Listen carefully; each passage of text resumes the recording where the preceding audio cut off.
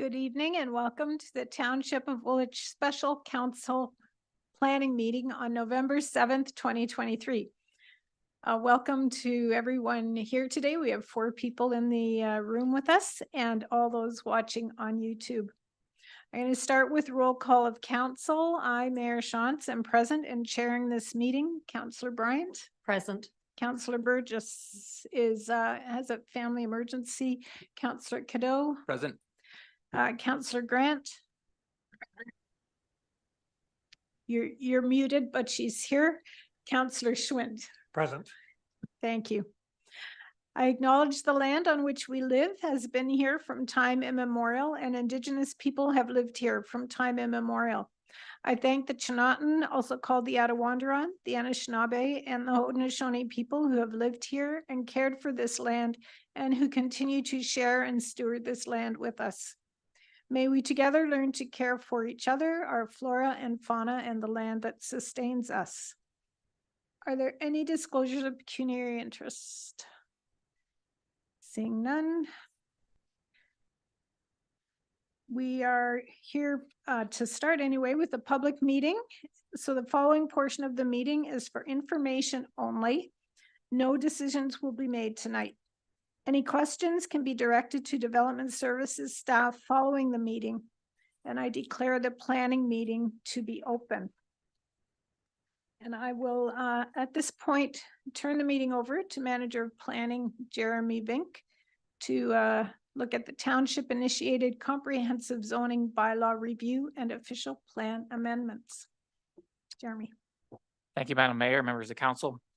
So this is for the Township initiated zoning bylaw review, and there's 2 associated official plan amendments that we're proposing. I'm going to actually start you with the 2 official plan amendments and then go back through the zonings, which is the more comprehensive portion. So the first zoning official plan amendment is for 124 Church Street. So it's just down the road here from the Township office. The property is designated residential and ancillary use currently in the Township's official plan and is zoned agricultural, but it's surrounded by the Lunar subdivision as people would know it. So the proposal is to amend the residential and ancillary use to a service commercial designation, which is consistent with the surrounding lands. And then also to rezone it from agricultural to C6, which would be consistent with the service commercial lands that are around it. So it's just a little pocket that's stuck between a bunch of other service commercial portions. So this will just clean that up and bring that into conformity and allow it to develop with the surrounding properties. That makes sense in the context of the area. The other application is for 2239 Floridale Road in Floridale. This is the rear lands of the property. This is the old feed mill property, as people would probably recognize it and know it. So the back portion of these lands are outside the settlement boundary currently and are zoned agricultural. They are surrounded by the reservoir lands that are to all 3 sides of this area, this back portion. So currently it is designated prime agricultural within the countryside, as well as natural hazards because of the floodplains, et cetera, in that area and slopes, and is currently zoned agricultural. The proposal is to amend the settlement boundary to bring these rear portion lands into the settlement, and then redesignate them to core area consistent with the front portion of the property, with those natural hazards overlays to remain on top of it. And then to rezone it from agricultural to the C2 zone, which is then consistent with the front portion of the property that's proposed. And just historically, that back portion has been part of the property and been used for storage purposes, and is, as I noted, surrounded by the reservoir lands, and just a little pocket of land that's left in behind that hasn't been developed into the subdivision settlement at this time. Moving on to the actual zoning bylaw, the key element we're talking about tonight. So the purpose tonight is to consider a new zoning bylaw that brings the bylaw into conformity with provincial, regional, and township planning policies. And it's restructured a little bit to consolidate the land use zones to make it more user-friendly and quicker reference, as well as to address housekeeping matters and update the mapping. So the current bylaw was implemented and approved in 1986. There's been some general amendments here and there throughout time. However, when we bring our official plan, update our official plan, we're required now under the Planning Act to also update our zoning bylaw within 3 years of approving our official plan. So we did approve our official plan in 2022. So now we're doing a review to bring this into conformity, and considering that we haven't done something since 1986, we're well overdue. So as Matt noted, this plan is to bring the zoning bylaw into conform with our official plan policies. We met and consulted internally with internal departments, as well as we reached out to the region, the GRCA and other agencies to give with the initial draft for their comments to review. As well, we held 3 public open houses, one in Breslau, one in St. Jacobs, and one in Elmira recently, for the public to come out and meet with us and go over any of the changes. So I'm going to take you to the appendices if you want to follow along the attachment to go through some of the key elements or changes that were highlighted that we're proposing. I'm not going to go through each and every one of them because there's a few pages and it's obviously a major revision to our bylaw, but I want to highlight a few. Section 2, general zoning matters, just one thing that has been driving people crazy and very difficult is the certificate of occupancy wording, as we call it. And we're going to change that name because it's often getting confused with the building department with what an occupancy permit is. We're going to change it to a zoning compliance certificate just for clarity, so it gets rid of that confusion. We are adding a bunch of new definitions under section 3 of the bylaw that's proposed, just to match up with a bunch of things that we're adding to the bylaw and clarify some previous issues. Within section 4 of the zoning bylaw, we're proposing to do some amendments because a few years ago we added in the accessory dwelling unit regulations. And as with anything, we like to kind of review and see if there is any adjustments we can make. So we're going to make a few minor adjustments to the accessory dwelling unit regulations to allow a little bit more flexibility in agricultural and R1 zones and a little bit of flexibility on the gross floor areas to make it a little better for people. Just something we've been seeing historically through the last 3 years of some of the minor issues we've been seeing coming forward through the current applications through building permits. We're also going to be adding a requirement for standard setbacks to our municipal drains, which is currently not in our bylaw, just to make sure nobody builds too close to our municipal drains, which causes a problem for maintaining them. We're also going to we've also proposed a criteria for allowing certain occasional uses on properties. An example, the next case is like a garage sale. So typically you don't want, it's okay to have a garage sale occasionally, but we don't want people having a garage sale all summer long, that kind of gets into problems with neighbors. So we'll allow a few occasional uses on a property that normally wouldn't be permitted under zoning. As part of this also, we're promoting green roofs. That helps with our climate change initiative. So we're just proposing that and supporting that. Moving into section 5 on the transportation policies, minor tweaks to our parking requirements, but some key things we're adding, which came out of previous council, is the EV charger ready and EV charger ready spaces. Previous council wanted to encourage that and wanted to make that a part of the requirements to see them on new developments because we're seeing more obviously electric cars. So we want them somewhere they can plug in, and that it's better to do it when they develop than to try retrofit later. Also, we wanted to add in some provisions around bicycle parking. So that was also something that was asked at a previous council. So we're adding in some requirements to add some bicycle parking in new developments so people have somewhere to park their bikes if they're biking around, to make it more accessible for everyone. Lastly, I'm going to just highlight one of the things. We are adding some visibility standards just for our driveways so people coming in our driveways, etc., so people can see properly as they exit their properties, so there's no fences or tall shrubs or something blocking driveways for safety. Within the agricultural zone, we're doing some minor adjustments to the on-farm business just to standardize the size. We're adding in the bunkhouses. That's something we've heard that changed with the provincial policies a while recently, and something we haven't brought into the bylaw yet. So we're bringing this in. There are a few businesses in the agricultural area that have been looking forward to seeing this be brought in. So we're bringing that in to standardize that, as well as standardizing some lot area coverages for on-farm diversified. Within the residential zones, so we're going to broaden our residential zones a little bit and add in some additional uses that historically haven't been in our bylaw. So the triplexes, link homes, fourplexes, stacked towns, back-to-back towns, just that helps us to allow the density in our subdivisions and gives us some opportunity for different types and styles to be developed in our subdivisions. And then we'll have clear zoning regulations in place for that. We're also increasing our density on lots from 50 to 60%, but also then requiring that there's a maximum impervious surface coverage issue to be addressed. What we don't want to see is our lots completely covered in hard surfaces because that causes stormwater management issues. So that is a key issue that was been raised from our infrastructure services staff and our development engineering staff, is we can't have all these lots covered with hard surfaces because it does create a stormwater management problem in flooding or high water rain situations. We're adding in the mixed use zones in section 8, again, with the requirements around density and increasing your lot coverage. Section 9, the commercial zones, we're adding in some regulations about outdoor patios just to be consistent with what we've been doing through COVID and just bring that forward. And new regulations on angular plane in the C1 zone. This is coming out of the core area study that was done in Elmira. So when we talk angular plane, it just means the building will step back as it gets taller to keep sunlight onto your street. So there's an angular plane requirement that was recommended from our consultant when they did the Elmira core area review. So it's about 4 or 5 stories. After that, you want the building to start angling back just to let sunlight still hit down to the sidewalk on the opposite side of the street. Section 10, the employment zones. Some minor tweaks there, just changing the name of the zone, but also adding in the airport zone. This is new. We wanted to just develop a zone around the airport and then what could happen in and around the airport, make it very clear for development that way. And we've been working with the airport staff in that regards also. Section 11, the stockyards zone. So we're implementing the stockyards zoning bylaw. So recently the region of Waterloo finalized the stockyards secondary plan, which was approved. So now we can put the zoning in place to match.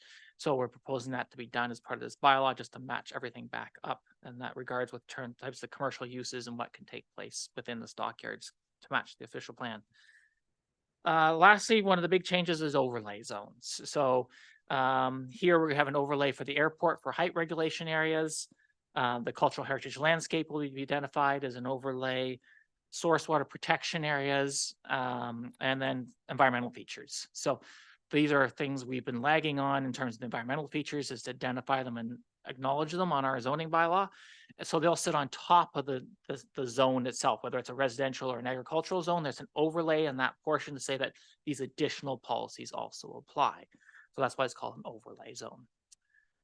And lastly, we did a whole bunch of mapping changes to reflect all these updates that we're proposing and amendments. And that has put us into a new nice map book, which will hopefully make life a little bit easier in the future too, for just putting everything together, both online as well as in a better visual than our current bylaw. So the next steps in the process after this public meeting, staff will be collecting and reviewing all the comments we received through all the different processes we've done through the public meetings, as well as agency comments that we'll be getting. Continuing to meet with the public as needed, as well as regional and other departments and agencies as necessary.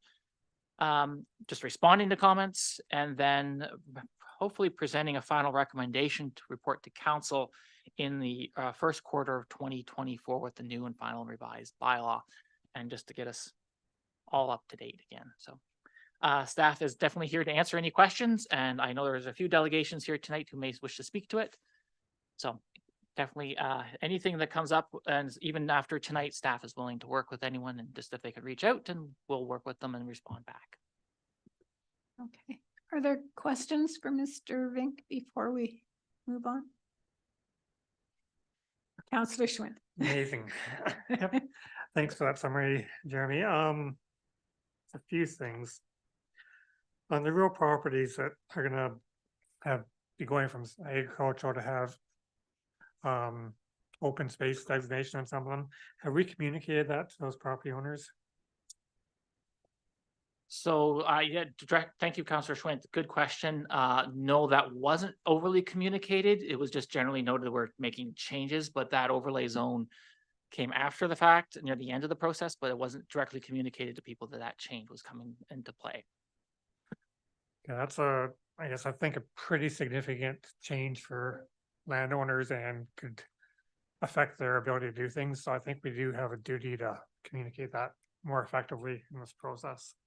That's the one thing that scared me. I've got more, but I don't know how. should we go around and come back to you? Does anyone else have questions? Councillor Bryant. Thank you. I have a question about the mobile homes. Are we going to limit the size of how big of a mobile home they can put on these properties, or is that just a free-for-all, basically? Yeah. Through the chair to Councillor Bryant. So in our zoning bylaw, there's under the definition section, mobile homes are defined and there's a certain width. So you're only allowed basically what we call a double wide, so that the width of, I think it's 3.66 that goes down the road. So it has to be double wide would be twice that. So that's the maximum size you'd get under the definition. Yeah. Others? Councillor Grant? No? Councillor Schwinn? Okay, so another question I've had is multi-use properties, say in downtown that are residential and commercial. Is that an either or designation? I guess I've had one person come up to me saying they live in the property now, they're not operating a business at this time. They want to have another kid in the bedroom, but they can't seem to be able to expand their house for that bedroom without opening a business. How do we allow for either or versus both? Definitely through the chair to Councillor Schwint. So in the downtowns, our official plan policies dictate that the street frontage should be commercial. So following that, the zoning bylaw requires street frontages to be commercial if they're developing the site. So if somebody has an existing residential use and they haven't converted it, in Elmira, St. Jacobs would only be the ones with the C1 zones where we're referring to in this case. If they're existing, they can continue. They'll be legal non-conforming essentially, for the most part, I would guess. But if they were trying to convert backwards to get rid of the commercial use and go residential, that would be a problem based on our current policies in our official plan, because that would kind of be counterintuitive to supporting our downtown. So we've been hesitant to let people go backwards to remove the commercial use and just do a residential. But if they're there today, they can continue, and they could do a variance to expand, for example, as a legal non-conforming use under the Planning Act. You can do a variance. That's permitted. And if it is to the rear of the site, we do allow residential on the rear, not to the front. So whatever's facing the road is supposed to be commercial. We've allowed in the past items, the structures in the rear or to the rear of the site to have residential purposes if they basically. So we have had that in the mix. So that makes a lot of sense to me. The other one, you mentioned green roofs, and I think we've had a lot of conversations as a council about how do we promote climate initiatives. What other, I guess, incentives could we be including in the zoning bylaw to encourage more, I guess, climate-friendly features in down our building code or our site plans or that type of thing? One thing that caught my attention was limiting geothermal. I was wondering, that seems counterintuitive, and wondering the rationale on that. Definitely another good question along the geothermal. That's something we had to work with the region on. So we were seeing regular comments from the region on zoning applications where they were refusing or making very clear they wouldn't support geothermal. So what we've discovered is the geothermal in certain locations obviously means they're penetrating down into the ground. And the concern from the region is this ground penetration is allowing contamination down. So their concern is that if we do that, support that, there's potential that contamination is going down into the aquifers. So to protect our water sources, they have been hesitant about geothermal in urban areas, especially, and source water areas in particular. So yes, it would sound counterintuitive, but they're also trying to protect groundwater sources. Other items, as kind of I mentioned, the EV chargers, requiring them to be in to support that is an element, as well as cycling with supporting bicycle parking. Things we're doing to site, like they don't obviously seem clear initially right away, but those are opportunities too. That if we ask for them, we're going to start to see more of that opportunity take place, and hopefully move people away from driving, maybe biking or walking, or taking electric vehicles versus carbon-based vehicles, right? So opportunities there to push for that. And some of these things that some of the things along green initiatives we have put into our design guidelines. And some of that's tied to building code, unfortunately. So there's just where we try to push for that is sustainability designs in our subdivision guidelines, but they're hard to implement into planning requirements because they're building code items and they come up building permit stage or site plans. I would encourage that we have to talk to the region about the geothermal thing. That doesn't make any sense to me, I'm afraid. Two more things. I guess the bunkhouse issue. I know it's on large farm properties only, which seems a little bit counterintuitive to me as well, because greenhouse operations, for example, they're not 50-acre greenhouses. They're 8, 9, 10-acre greenhouses that may require the bunkhouse. So should that parcel limitation be in place? I know you don't want to have the bunkhouse without the greenhouse though. So is there a way to stage that? Through the chair to Councillor Schwint. So staff could look at that. I don't have a simple answer to you. Yeah, definitely. Yeah, without the intensive operation, it's hard to, you don't want to see a bunkhouse on a small property, right? So you would have to find a way to tie that to an intensive operation. And I'm not sure how easy it is to do that, but we would say, could say if it has an intensive greenhouse operation, that they could support a bunkhouse, but we'd have to word that. I just don't know the answer yet. I think Director DeFries would like Ms. to Fries. comment. Sorry, through you, Madam Chair. I was just thinking that, so the zoning bylaw is to deal with the norm and the usual situations. If there's unusual situations, there is mechanisms through zoning bylaw amendments, site-specific amendments, and minor variances to deal with those type of issues. But this will catch the majority of the situations. And just further to that, yeah, we don't have many large greenhouse operations. We have like 2 small, 2 operations. I wouldn't even see in the large compared to other areas. So it hasn't been of an issue. Our greatest demand has been in the apple produces and the fruit tree product areas that they're looking for that, as well as the sod farm. Last one. This is gonna be a bigger conversation, I know, for the next 2 or 3 weeks, but on some of these zoning issues, how do we set zones? We don't know settlement boundaries yet. So how are we working through the stages of ensuring that we've got that appropriate? Again, for the chair, definitely a good question in that sense, but generally what we do is we don't set the zones until they come forward with the applications to develop. So in the interim, the boundary may move, but the lands will remain in an agricultural state, in an agricultural zone. So the zoning will continue to let them farm until the new land use comes in. So if somebody then proposes a residential subdivision or industrial subdivision, we then determine what the appropriate land uses and zones are to match with that. And that's when that's when you see the plan of subdivision, they come up with the zoning bylaw at the same time. So we know what should be higher density zones, where should be lower density zones, and we assess it at that time and then move to see the redevelopment take place to match with that. So in the interim, we don't change the zoning just because the settlement boundary moved. Thank you. I have a quick question. What is the maximum building height in the C zoning?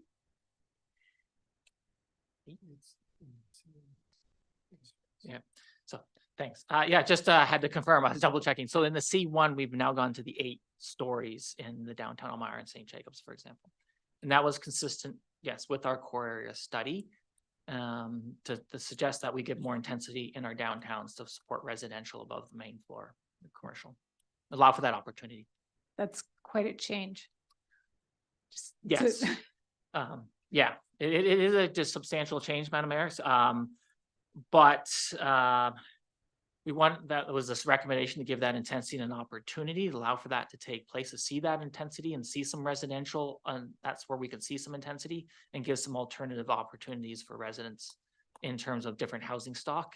Generally, there would be apartments then, right? So things we'd be looking for, and it would help if we get some intensity. It could help our downtown businesses then with foot traffic and people around them. Councillor Bryant. Thank you. Through you to Jeremy. I guess following up on the geothermal question, are we restricting that strictly in a developed area, or are we applying it to the rural areas as well? So yes, that back through the chair to Councillor Bryant. So it's in source water protection areas where the geothermals will be limited. So there's key areas in the township that have been identified by the region as source water protection areas. Right. There's, Breslau has a big area near the Grand River, for example, areas where we know that the sources, water sources are at risk and we want to protect them. There's a small pocket in the Maryhill area, for example. In those areas, we would prohibit them because that's where we're concerned that we don't want anything leaching into that source water area, into those underground areas. So it wouldn't be generally everywhere. It's going to be in key areas as per the overlay where we'd be restricting that. So yes, it would be in certain agricultural areas and certain residential areas, but where this source water protection has been identified, where the soils and the conditions are necessary to be protected. Okay, then that couldn't lead me to my next question, which is not totally related, but how do gravel pits fit into that if they're in a source water protection area and they're putting wash pits and stuff in? Are they not contaminating the water as well? Through the chair to Councillor Bryant. So if they're going through a gravel pit operation, will go through many technical studies, obviously, to get to the point to be approved. If so, assuming they're approved, they've had to do a fair bit of analysis that would determine whether those wash pits would have any issues. And generally speaking, we'd be maintaining a certain depth above the groundwater table that would be maintained. Sometimes that increases from, I think, the standard of 1.5, and we would push it up to 2 or something. That would be done through the technical studies that would determine to maintain a separation between the high groundwater table and the actual activities. In terms of wash pits, generally wash pits are built and constructed and they are lined so that there shouldn't be leaching below them. They're actually lined to hold the water so water shouldn't be flowing through them down into the underground. They should be reusing that water and the pit itself. So it shouldn't be impacting the source water because it shouldn't be actually flowing through the bottom of the pit down. Okay, thank you. Okay. Councillor One Schwinn has more, another one. one more. We'll call you Councillor Colombo. Environmental features. I guess that one's caught my attention in terms of it's a lot of impact. We don't know for sure what it means and what's included.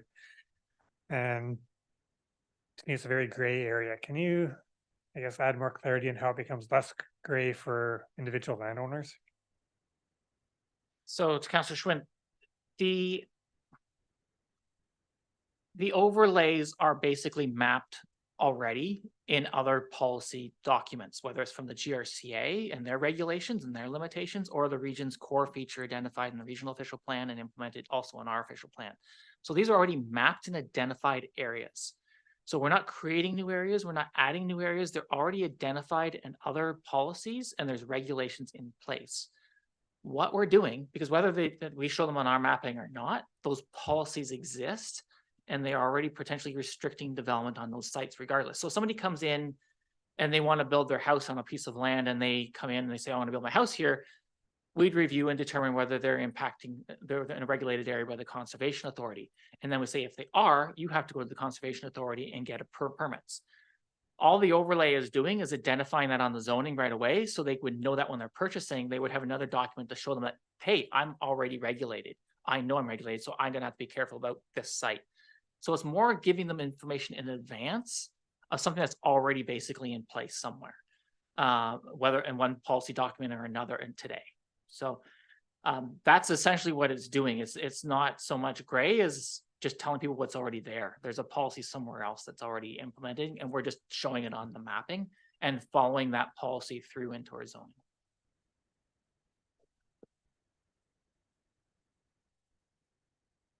Okay, I'm not seeing any more questions. We have a couple of people who wanted to speak. Our first registered participant is Mr. Scheid. Come on up to the mic and just press the button till the green light comes on, and the floor is yours. There we are. Perfect. Thanks, Mayor. I just clarify.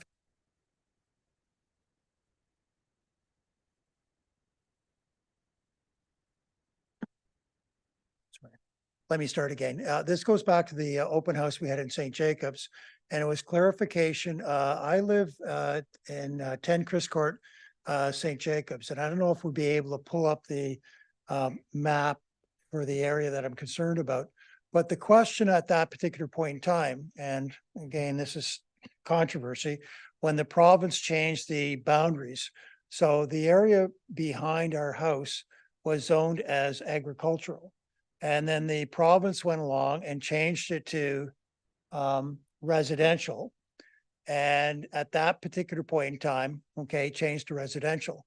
Now the province has turned and said, okay, maybe some of these residential shouldn't be changed to residential, it should be back to agricultural. So I don't know where our particular property stands right now as to whether it has been changed to what the provincial said, and then it's changed back to agricultural or not. So at that time, when I was talking to Jeremy, it was like, yeah, that's what it is, but it has to go through a process. But still, even then, is it now agricultural? That's my question, or one of my questions. Mr. Vink, do you have a quick answer for him? Back through the chair to the delegate. So, sorry. So back to the chair to the delegate. So yeah, 10 Chris Court is obviously still in the settlement boundary of St. Jacobs, and they're still in their residential zone. The lands right in behind him are currently still zoned agricultural. That has not changed. Like I mentioned to Councillor Schwint before, until we get the actual proposal in from a developer, and if they can develop, we're going to be working through that process now with the province. If they are able to develop, they would go through a planning process of an official plan amendment, zoning bylaw, and a plan of subdivision. At that time, we do understand what they're proposing, and they'd be amending the zoning, and there'll be public meetings specifically on that development. So they're going to remain agricultural until they come in with their plans and development. So they'll stay agricultural for now. And this is a little bit of a different question. When the LRT came in to the region, did Woolwich contribute to the any finances or money towards the LRT? No, So we didn't contribute at all to LRT. we're not taxed for the LRT. We pay for the bus line that comes in to St. Jacobs and Elmira, and we pay for our mobility. I think, Richard, are you on the line? Yes. Sorry, Mr. Patrick. Oh, Other Richard. okay, other Richard, yes. Yeah, through you, Madam Mayor, you are absolutely correct. Yes, right now the Woolwich is paying for that traditional bus line as well as mobility, but since the LRT is not within the Woolwich boundary, we are not paying for that. And I think that what I was trying to get at there is that if we were contributing towards something like that, the reason for the LRT was obviously to protect the agricultural lands. Doesn't necessarily mean that because we're not contributing, doesn't mean we don't want to protect the agricultural lands. So just because a developer comes along, is there a philosophy, or are we still trying to protect agricultural lands? Or does a developer come along and we say, you know, we can do that? I know that's not a decision, but how do we address those issues? Is it basically on a philosophy, or is it political where we have to go to everybody and basically the majority wins on that particular one? So if the majority wants residential, fine. If the majority screams, no, we don't want residential, we want agricultural, I don't want to say winner or losers, but how does that process work? And I know I'm not asking for an answer. It's sort of a roundabout question, sort of saying, when a developer comes along and he says, yeah, we're going to do this and this, then who determines as to whether that should be changed to agricultural? It's really a philosophical question.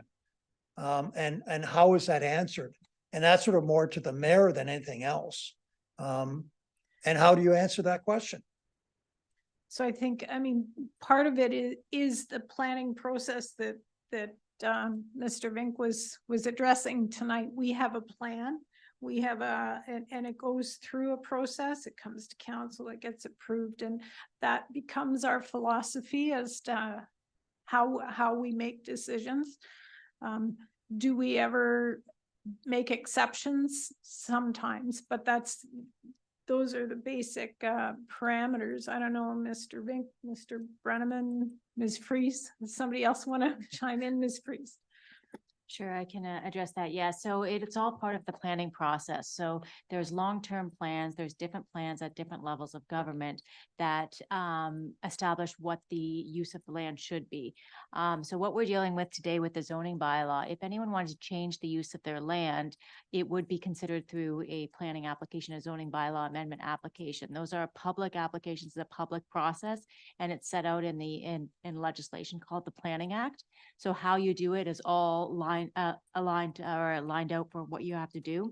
And it is a public process. We would have to give a professional opinion from staff saying whether or not it was appropriate in that situation. And we would use the policies from our official plan, from the regional official plan, from provincial policy, all to back up why a particular location could be considered for rezoning or an official plan amendment, plan of subdivision, other types of planning applications.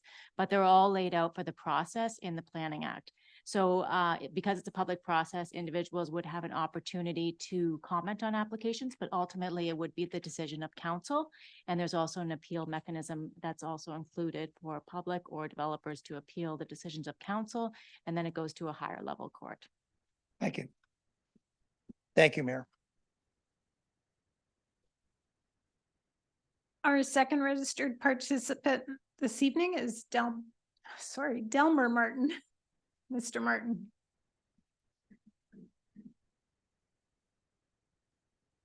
Good evening, Mayor and Council. I do have a lawyer and I do have a planner, but if you'll excuse me, I just came here to talk at this meeting and have a conversation, give some comment. My name is Delmer Martin. I think we might have a map of the two farms that I own. If you leave Elmira and you head south, right at the crossroads, I own the farm on the right with the big red old barn, and the woodlot and the fields on the left of the main road as well. I think we might have a map showing the two properties. I think she's trying to get it up. Okay, and with regards to the planning meeting part, I need to say that I am completely against open space zoning being put on agricultural zone lands in all of Woolwich that are not becoming part of an industrial residential subdivision. And if you look at the proposed restrictions, on its face, I believe the proposal for this zoning being placed favors everyone except the actual owner, if one looks at the uses allowed and the restrictions. Now, I've been following, and my dad has been following councils for many, many years because we're so close to town. And I've now have been hearing of things like core environmental features, constrained land, significant woodlands, environmentally sensitive, sustainable, and things like the countryside line. And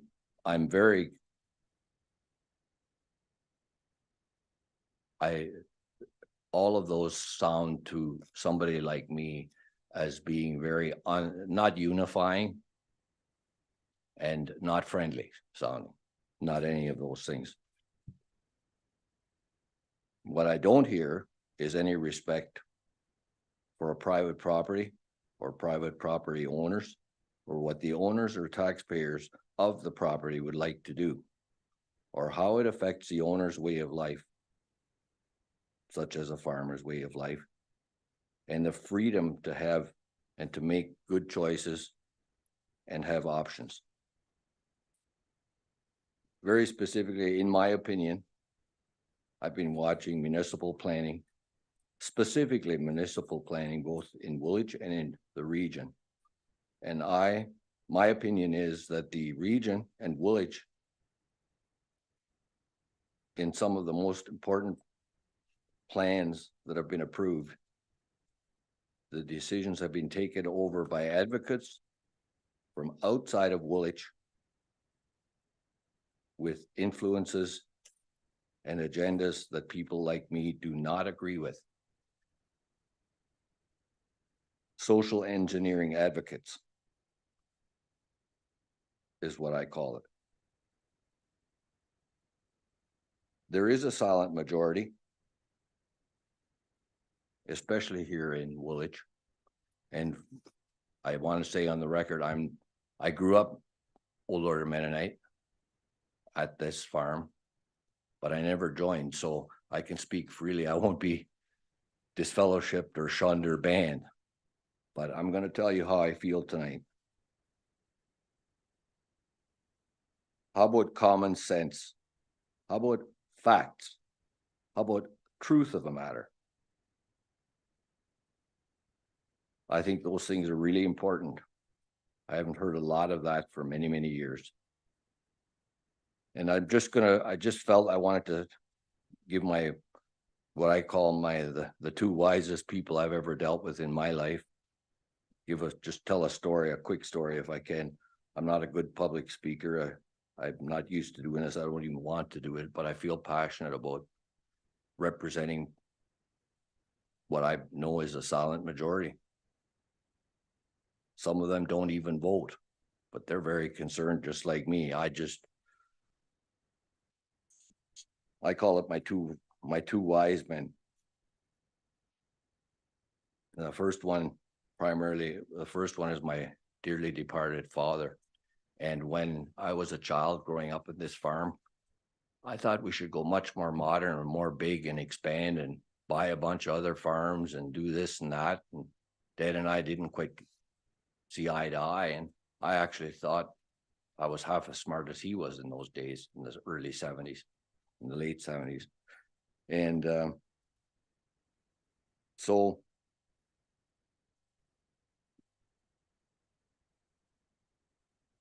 I think one of the wisest things I ever heard anybody say to me in my whole life was this question. My dad then said to me, he said, "What would you like to do?" And I said, "I would like to leave and go into the big city and do my own thing." And then many years later, in 1995, I got a call from my brother at the farm, my younger brother, and I got a call the same week from my father. They both asked me to come up. They were concerned for the farm and what was going on. So I became the prodigal son and I came home, basically. And that was 1995. And it wasn't until 2010, after receiving a lot of assurances and going through the legals, due diligence, that I purchased the other land that you see on the map that has a 32-acre woodlot, and it's got a isolated 15-acre or so field off to the side. So to the second wise man, there was a problem came up, and there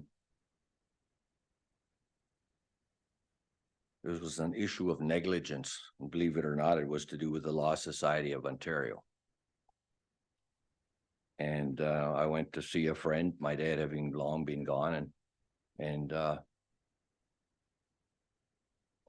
I said, my friend asked me, "What would you like to do?" And my lawsuit with the Law Society was very successful. I took 15 years, and life goes on. So now, if somebody was to ask, I would like to be able to build my retirement home, or be allowed to build a home, a house, and a farm inside the woodlot that I own. It's 32 acres. There's no wetlands on it. When the region first got involved many years ago, I think they went with the idea that there was once wetlands, but I went through a whole process with GRCA before I purchased the land on behalf of my mom. And the wetlands, after inspection by them, they came and site inspected and the wetlands were removed. But needless to say, the region does what it does.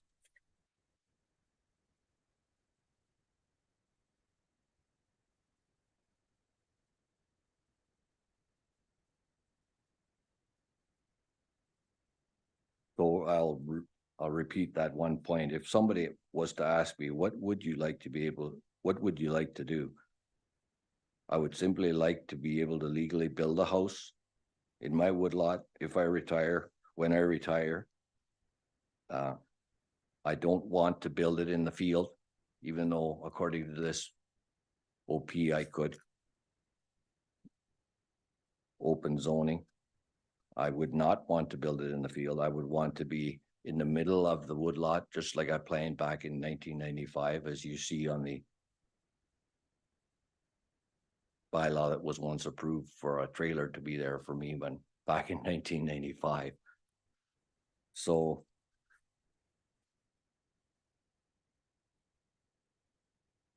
like I said, common sense, facts and truth. And that's what led me to come here. Not any of the other stuff. I thank you very much, and I'll answer questions if I'll try if somebody has one. Are there any questions? No, I'm not seeing any questions, so thank you. Do you know the process when your time comes to request any kind of change? Perhaps Mr. Vink could get back to you. I'm just here to speak truth to power, as the saying goes, and it has always been my intent, my dream, to maybe build a log house out there. And I don't see one single reason why I shouldn't be able to do that now, or 10 years from now, or the next person, if I was to not be here tomorrow. I would like to reserve the right to be able to do what we've always been doing, and I'd, you know, I'd like to reiterate one other point that I have in my long letter. I didn't go through the letter. I planned to read it verbatim just to do things legally, but I chose to come and speak to you instead, thinking that in my heart felt better than just reciting the legal points. And So, Mr. Vink, process if there were to be a change, because the way things stand today, as I understand it, you can't build a house in the woodlot. If there were, what's the process? Yes, through Madam Mayor, essentially, we'd have to work with the region at the time an application was made and to review what the impacts would be to the natural feature, in this case, a woodlot. So just like working with the GRCA and an environment regulated area, we'd have to review what the impacts were to the natural feature to ensure that we're not damaging a natural feature or significantly negatively impacting. So that's the ultimate process, is doing it properly so that we maintain and protect the feature itself and protect the natural environment. So what that looks like might be a bit of a study or analysis, and it may depend where someone's proposing something, how big, how much space they need.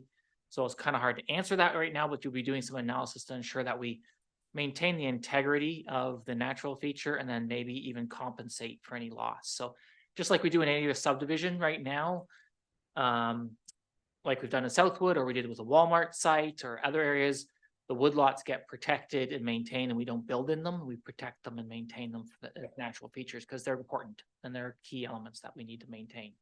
So. Okay, so thank you. So right now you can't build there, but there is a process that you can go through to at least consider that as an option, but currently that isn't an option. thank you. I would just ask that I didn't go through the letter. I didn't touch on all the legal points, but I'd urge everybody to read it in full because it's all there. And I am the last generation of many Martins having lived there. We've been there father to son, direct. From father to son, since from 1830 to this day. It's been father to son, father to son. And I'll gladly meet with anybody or do what I need to do to carry on. Okay, Thank you. thank you. Mr. Bain? Yeah, just Madam Mayor, we will be reviewing his letter in detail. We have read it, but staff will be reviewing it and commenting back in the final recommendation report and potentially meeting with him to discuss and review in detail too. So better done in a one-on-one meeting than here, I think. So, Sure. yeah. Thank you. I'll now ask the clerk if there are any unregistered participants in the meeting. Through you, Madam Mayor, there are no unregistered participants tonight. Okay, thank you. One second. Do you have something else that you want to add? Thank you for your indulgence. I just at the last minute pulled up the Greenlands Network, which is part of the regional official plan, Chapter 7. And I just, there is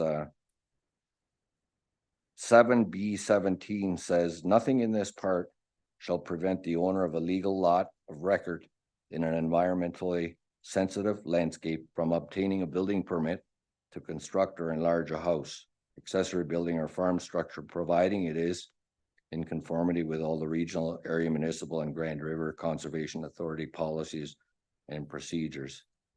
And then section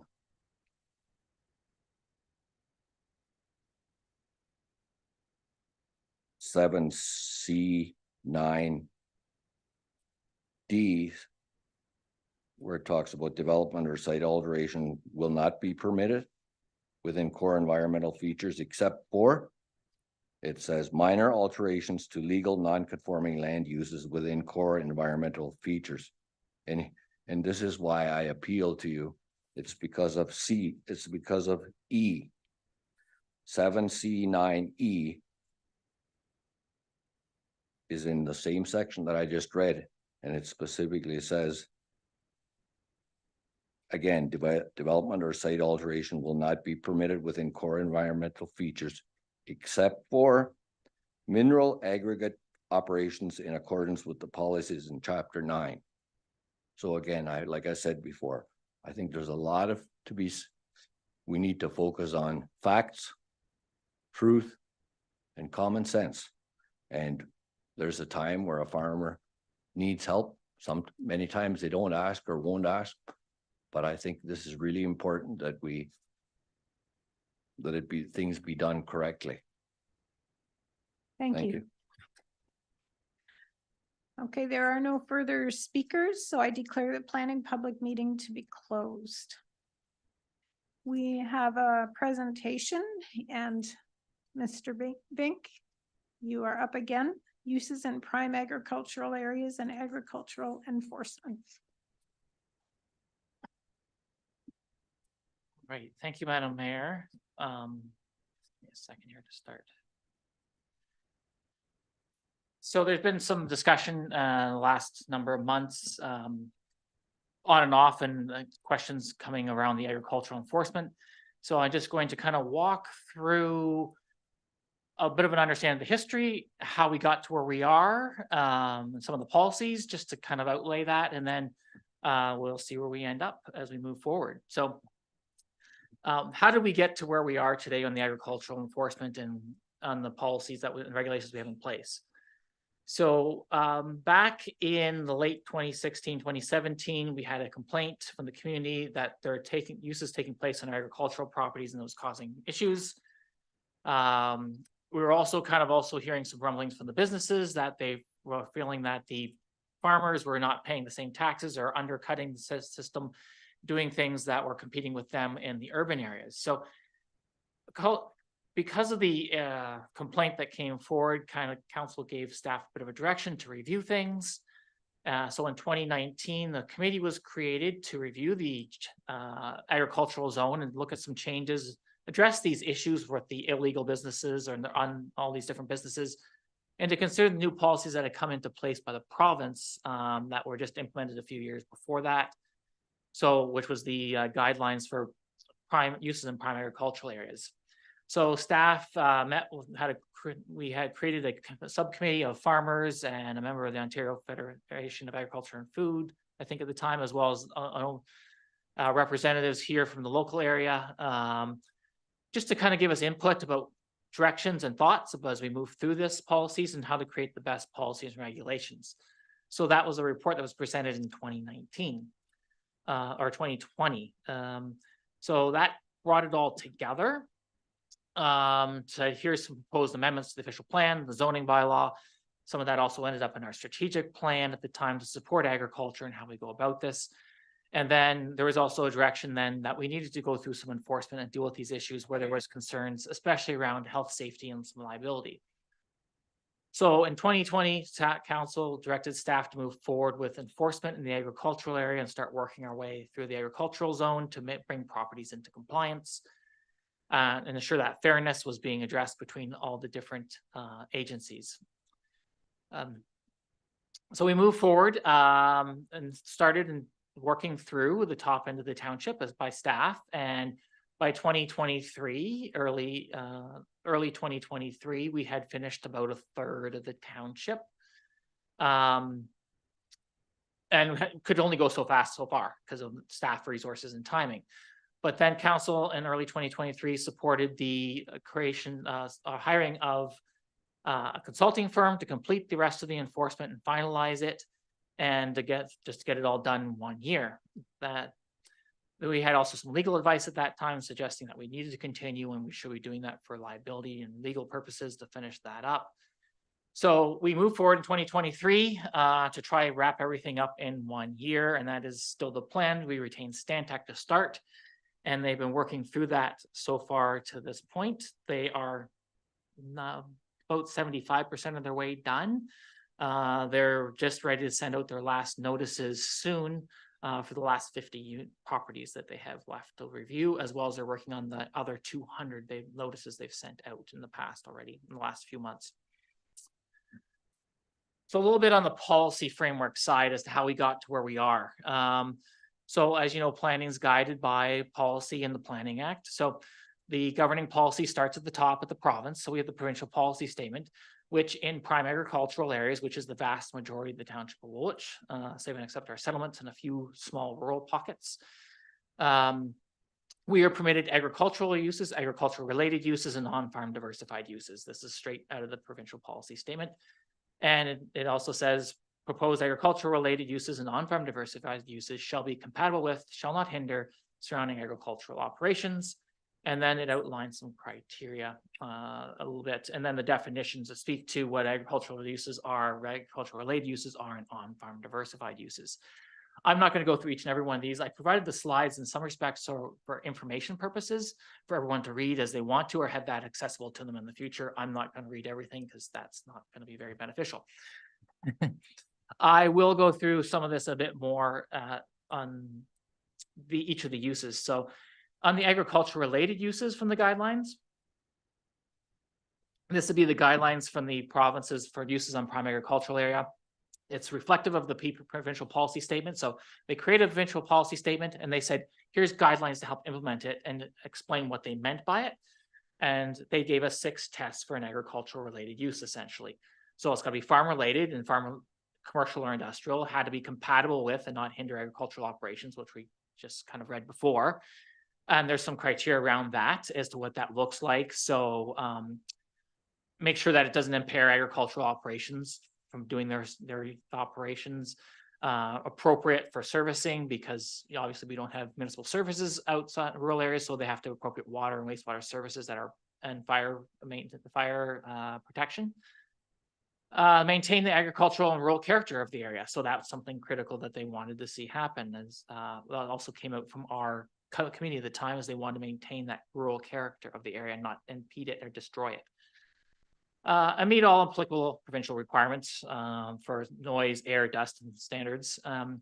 And obviously they didn't want the cumulative impacts to negatively undermine the agricultural area either. Directly, they had to be uses that are directly related to farm operations in the area. So there is a bit of a broad understanding what that means. You'd have to read the whole the guidelines in its entirety. There's about a page to explain what that might look like and how you apply that. It's not a simple analysis necessarily. Each use would be slightly different and have to do an analysis an area could be very different for different types of uses. For example, the type of businesses. It has to support agriculture, that's a key, and provide direct products or services to farms in the farm operations as a primary activity, and benefits from being in close proximity to farm operations. So these are the basics. That's why when they go through these farm agriculture related tests, and here's some examples. A different screen. Okay. Not sure why we're not moving. I'm not sharing my screen. How am I not sharing my screen? Okay, I'm not sure why my screen's not sharing. I want to switch back to that to share my screen though. I think it's easier if I do it. I'm not sure why it's not Just tell Tanya connecting. which screen you want. Okay, let me, She'll do it for you. if you let me She's doing do it the from- share, I probably can take it back again. I'm not sure why it didn't connect the first time. Is it working better now? I get an error code. That's what I was getting.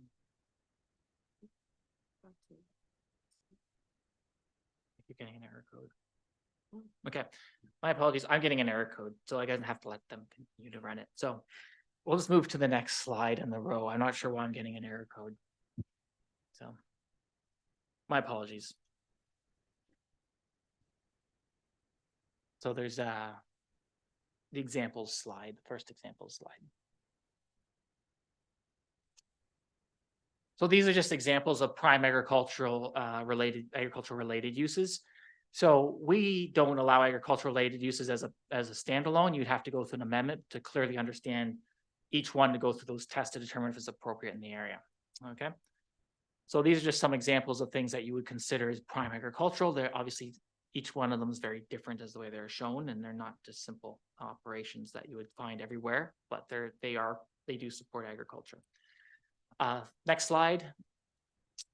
This would be the examples of uses that would typically not meet that test. So things that people sometimes ask for, like antique businesses or microbreweries, rural retreats, veterinary clinics, truck yards. These are not agriculture related uses, obviously. So they're saying these are not uses you would classify that way. Moving to the next slide. The on-farm diversified uses. So as noted, on-farm diversified uses are permitted. And the tests under the guidelines here in this case again there's 5 tests in this case. So it has to be located on a farm. So it has to be a farming operation. So it's secondary to the principal agricultural use of the property. So there obviously then has to be an agricultural use, and it has to be the main use. It has to function as the main use, so that this is very minor relative to that. So as part of that, they require that it's limited in area. So limited in area, essentially, in terms of, for the most part, we tie it down to 2%, and that's consistent with the policies. They should be no more than 2%. And that percentage allows you to govern it. So that means you tie it to the size of the farm. It's very small by size, and that's the only way under the Planning Act we can really tie it down to something. Because we can only deal with land use. So we're only doing the use on the property, so how we can only tie it down to size. Minimize the amount of land that's taken out of agricultural production. So we're trying to maintain that we're maintaining agriculture and not lose our agricultural lands. Ensure that the agriculture remains the main land use in the primary agricultural areas. Limit offsite impacts. So obviously we don't want a lot of traffic coming and going that would negatively impact a property or surrounding neighbors. It should be in the area of the existing buildings, as we call the farm cluster. So it should be with those clusters. That way too, if they ever cease the use, it could be reused as another use for the farm and tied with the farm operation. As noted, no more than 2% of the property in which it's located, up to 1 hectare. So the province has a requirement of maximum 1 hectare. After 1 hectare, you can't get any bigger. They don't want it any bigger, then it's not agricultural anymore. It's getting into the industrial or commercial side. It's too large. And they do make reference to some gross floor areas, but we've tied it down to the 2% and it seems to work. Includes, but not limited to, home occupations, home industries, agritourism uses, and uses that produce value-added agricultural uses, products. And it shall be compatible with and not hinder agricultural operations. So again, you see that repetition from the province. We don't want to undermine the agricultural nature of the area and hinder that in any form. So moving to our next slide, again, some examples in that case of some things like value added, a small home occupational kind of use that's not very large because their home occupations are very limited in size. Small, like these home industries, like a small sawmill or woodworking shop. Agritourism elements can be done in this case, some retail uses that meet top size requirements, and you think of tax shops too as one of the examples they give here, in seed supplies. And then, as you might see further south in southern Ontario, more tasting rooms like wineries and things like that. A little less here. Next slide, please. So some examples of uses that would not typically be an on-farm diversified use. Again, large-scale equipment dealerships or vehicle dealerships or landscaping businesses, manufacturing plants, anything that's big. We don't want it there. That's not the intent. It would take away from the agricultural area and undermine it. Uses that need a lot of water or sewage. So because we are limited in the rural areas, we don't want them high water users in those areas because they just can't support it. They would take up a lot of land to do that. That means, low full-scale restaurants or banquet halls. Large-scale reoccurring uses, institutional uses, and large-scale recreational uses are not also consistent with that. Next slide, please. The regional official plan. I'm not going to dive in the regional official plan for two reasons. One, it's out of date. They were going to be amending it as part of their process up until the province kind of changed things about a year ago. So they were going to be reviewing their policies are currently not consistent with the current provincial policy statement. So there is some issues there. So that policy framework is a little out of date and out of touch with today's requirements in the provincial policy statement. So wouldn't be looking at that as a great resource, but there is some limitations in the current plan around retail, which we can't supersede because our plan has to be consistent with theirs. So because their plan limits retail, I can't be more permissive and allow retail. So that's the unfortunate challenge at this point. We were hoping to be able to address that through our official plan review that's coming up, however. But moving on with our township official plan, when we did this in 2019, 2020 with this committee, we came back with policies and made changes to our official plan. We were trying to protect agriculture and the farming was consistent with the policies and protect our rural character. That's what the farmers wanted. They wanted this still to look like farms, not to look like industries. They wanted to leave farms with an industry, not an industry with a farm. They tied it to the size of the parcel. Obviously, we stuck with the 2%, consistent with the provincial policies. Just to note, some of the municipalities around us haven't even done this yet, so they don't have policies around on-farm diversified. For example, if you go to Mapleton, I can tell you they don't have the same policy framework we do because they haven't changed their plan yet and their zoning to match. So we're further ahead than some municipalities or even around us. So we give more flexibility than some. Our plan is consistent with the provincial policy and is consistent with the regional official plan. And just to remind you, the Planning Act allows us to govern the use of the land, erection of buildings, and the types of construction, and also lets us control loading and parking facilities, area density, and height. So that's what the Planning Act lets us do with zoning. So we have to utilize that when we set up our zoning bylaw. Next slide, please. The township's official plan for on-farm diversified uses. So we put these policies in. You're going to see the same wording that comes out of the provincial policy statement. Located on a farm, where farm is the main activity, they're very limited in area. Minimizing the amount of land that's taken out of agricultural production so that the agriculture remains the primary or main use. Secondary to the principal agricultural use of the property, does not exceed the 2%. And then the 2% consistent with the guidelines means if there's shared driveways, we don't count the shared driveway, but if there's a dedicated well or septic, that has to get included. Parking for the business gets included with the 2%, as well as anything directly associated with the business. So it has to be tied to that 2%. So that's consistent with the wording and guidelines from the province. It can't be severed from the farm because that's not it obviously it's meant to supplement the farm and help the farm.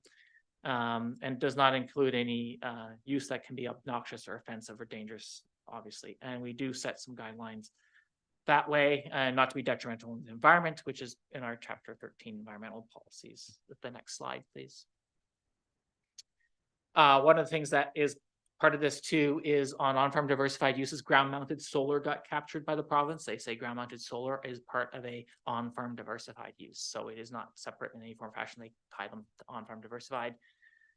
So we were consistent with that. And then the zoning bylaw is to set regulations in place that are consistent with these policies, being dry industrial, minor in scale to support the farm. Next slide.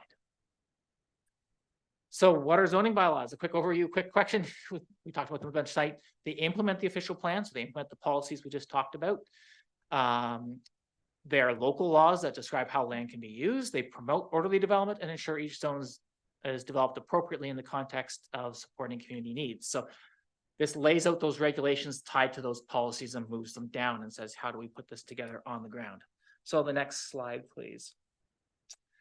So our current zoning bylaw for on-farm diversified uses, we've kind of broken them down, and these are consistent. You're going to see some of the similar wording of like veterinary clinics and kennels, where they are, wineries and cideries and distilleries and ground-mounted solar facilities that are identified, dry industrial, farm-related industrial uses, and then the non-commercial greenhouses that we worked on previously too. So for the most part, the dry industrial and farm-related commercial are allowed at 2%. We did initially control the wineries and cideries. We were a little concerned about the water and sanitary needs of them, so we capped them at 1% initially at this when we did the zoning bylaw first. And the veterinary clinics and dog kennels, there was concerns around that about the size of them, so they're capped at 0.5%. In the new zoning bylaw that we talked about tonight, we move the wineries and cideries into the same pile as the dry industrial at 2%. So we gave greater flexibility. Just to be clear, we haven't had problems with it. We just thought we'd be more consistent and we weren't seeing significant concerns. So we thought we'd just lump them all into the 2% and it would be fine. So, but we weren't having any major concerns from anybody along those lines. We just thought it'd be more appropriate. Next slide, please. This continues with our zoning regulations that are in place. Operated by the farmer, the coverage at the 2%. You know, the appearance, we wanted to make it look like it's part of the farm. So we did cap the height of the buildings and kind of make it look like a farm building. So it has a peaked roof. So it didn't look industrialized. So we didn't want to look like a different building on the property substantially.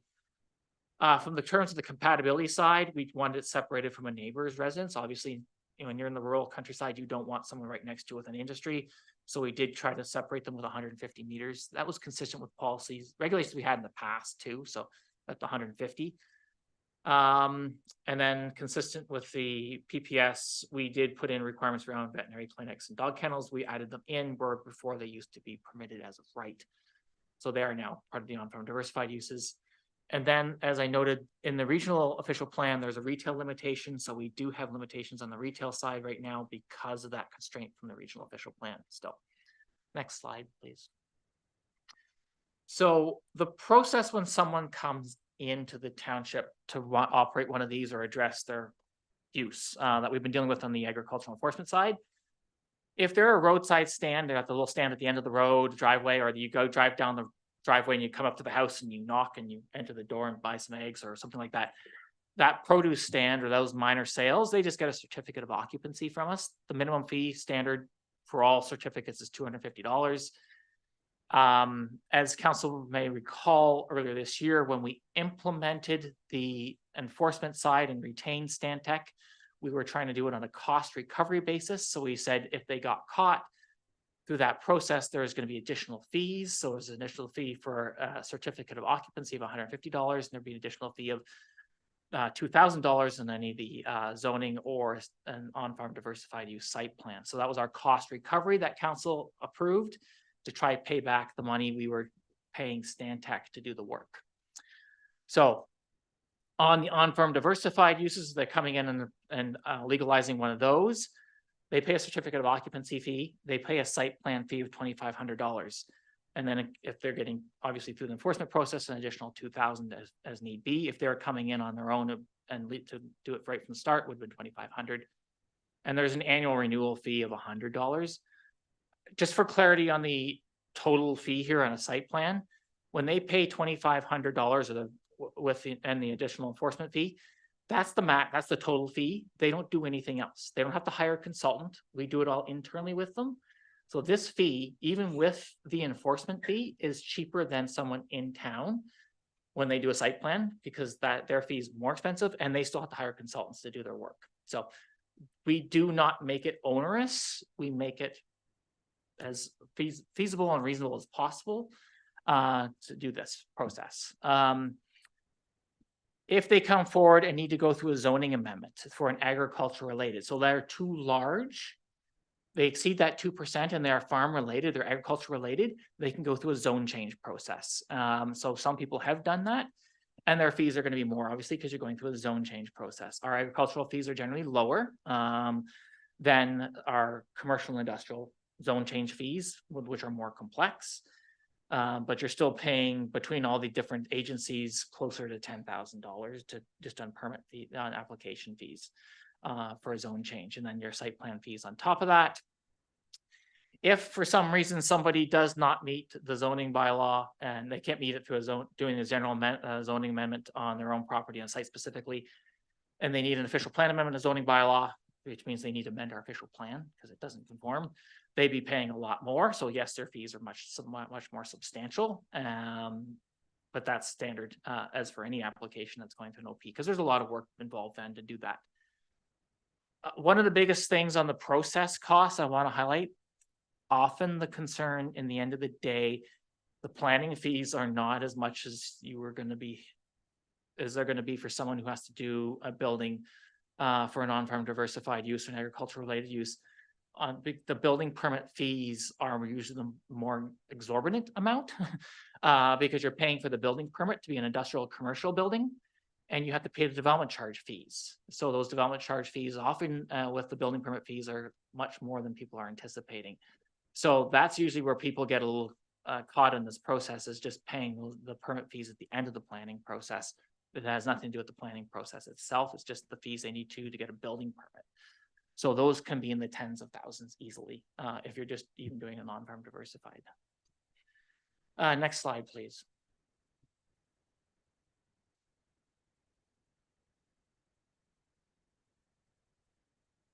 One of the other things we did when we did the on-farm diversified use regulations and updated them and put them in our zoning and our official plan is we also added in the home business tradesperson. Now, it is similar to what has been done in some of the other surrounding municipalities around us, to Center Wellington side, for example. So Mapleton has something similar. They give a bit of greater flexibility because they don't have any they don't have a lot of settlements with employment areas. So they give a bit more flexibility on their farms for that.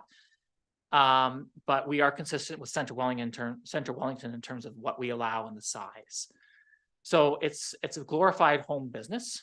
Our home business regulations generally allow somebody to have a small office and a small space of 35 square meters. With the home business tradesperson, we actually give them on small properties, less than 6 hectares. So they're not large farm parcels, they're small parcels. They could be like an acre or whatever. They can have this business up to 100 square meters. So it's meant to be a very small home business. It may be an employee or two. So you're talking your small contractor, like a light electrician or plumber, or maybe a small woodworker.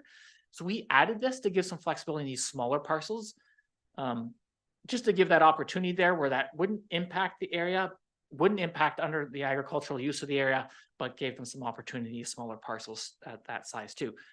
If you were to use the 2%, some of these properties couldn't even get the 100 square meters at 2%, for example. So this actually gave them a little more flexibility than they would have got as a home on-farm diversified use. But at 6 hectares, you're not big enough to really be a farm and say it's really, some of these are really farms at all. So next slide, please.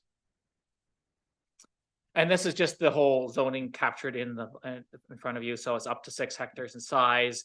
It outlines the type of businesses that are included. So like I said, stonemasons, carpenters, that kind of thing, where somewhere where they just mainly keep their supplies and then come and go each day with a small amount of staff, maybe. We do limit the number of staff in this case because we didn't want a ton of people driving up and down the roads and influencing the area and changing the character.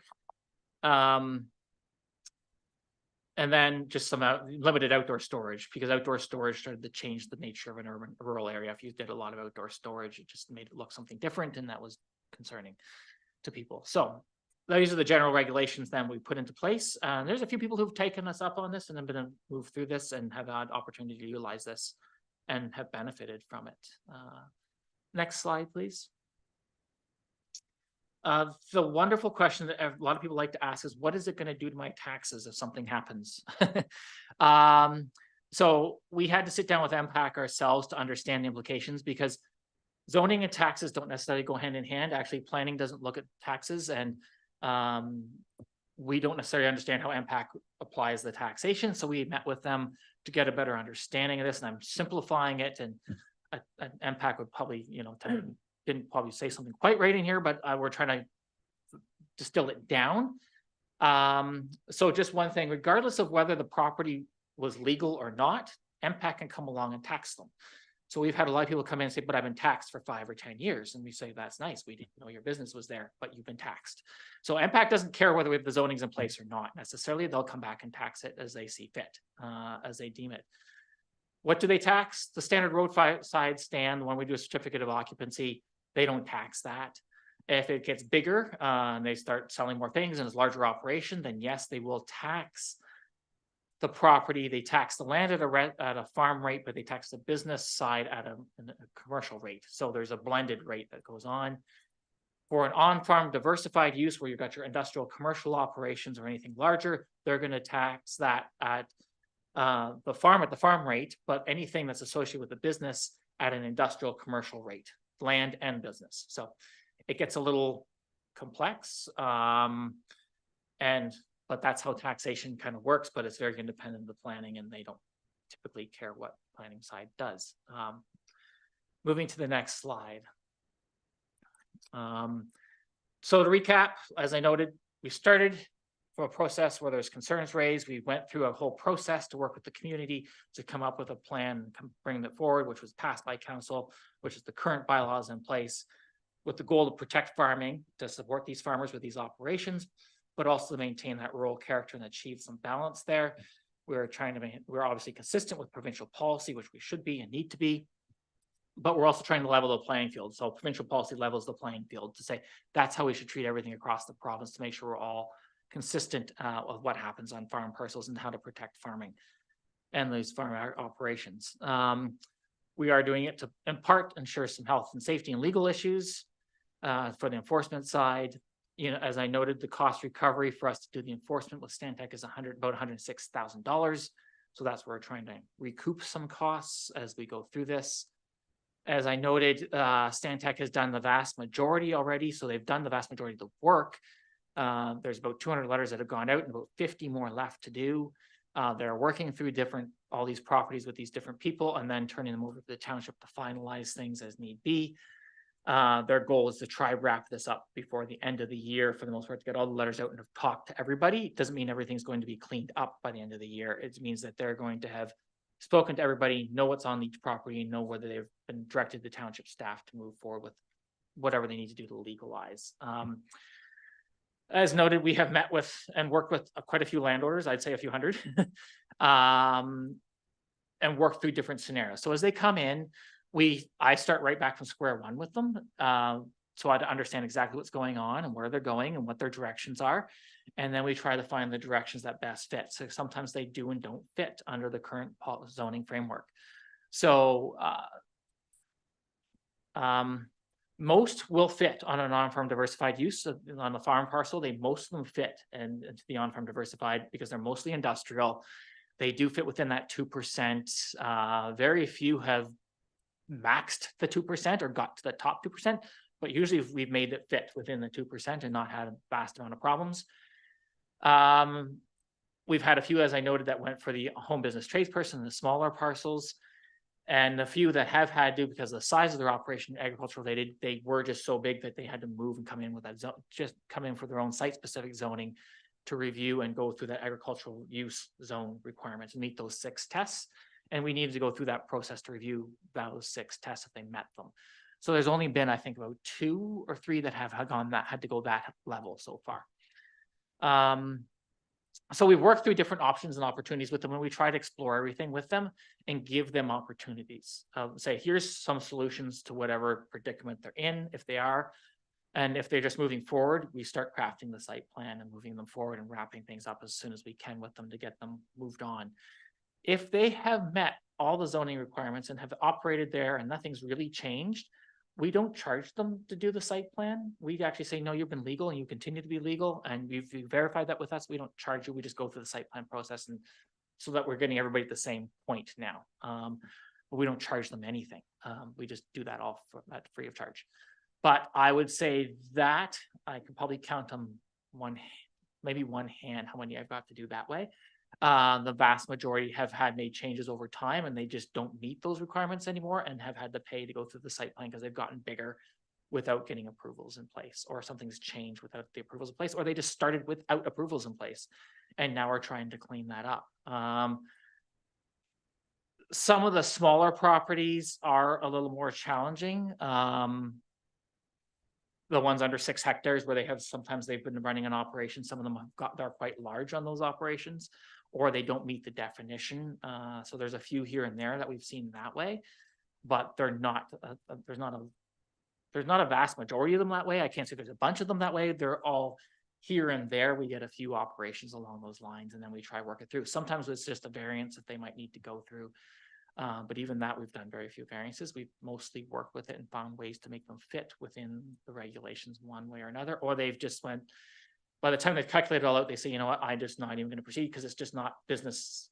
The business doesn't even make sense in that sense. Sometimes they're just so small, or they just went, no, we're already winding down. We don't want to go forward. Sometimes that's even happened, but that's not the majority either. So, and for the most part, they're meeting the on-farm diversified use regulations. It's the one-offs here and there that are harder to deal with, that need some site-specific approvals and they need individualized review that we're seeing here and there that are taking place. In terms of that, I think probably that kind of outlines where we are. Just the last slide.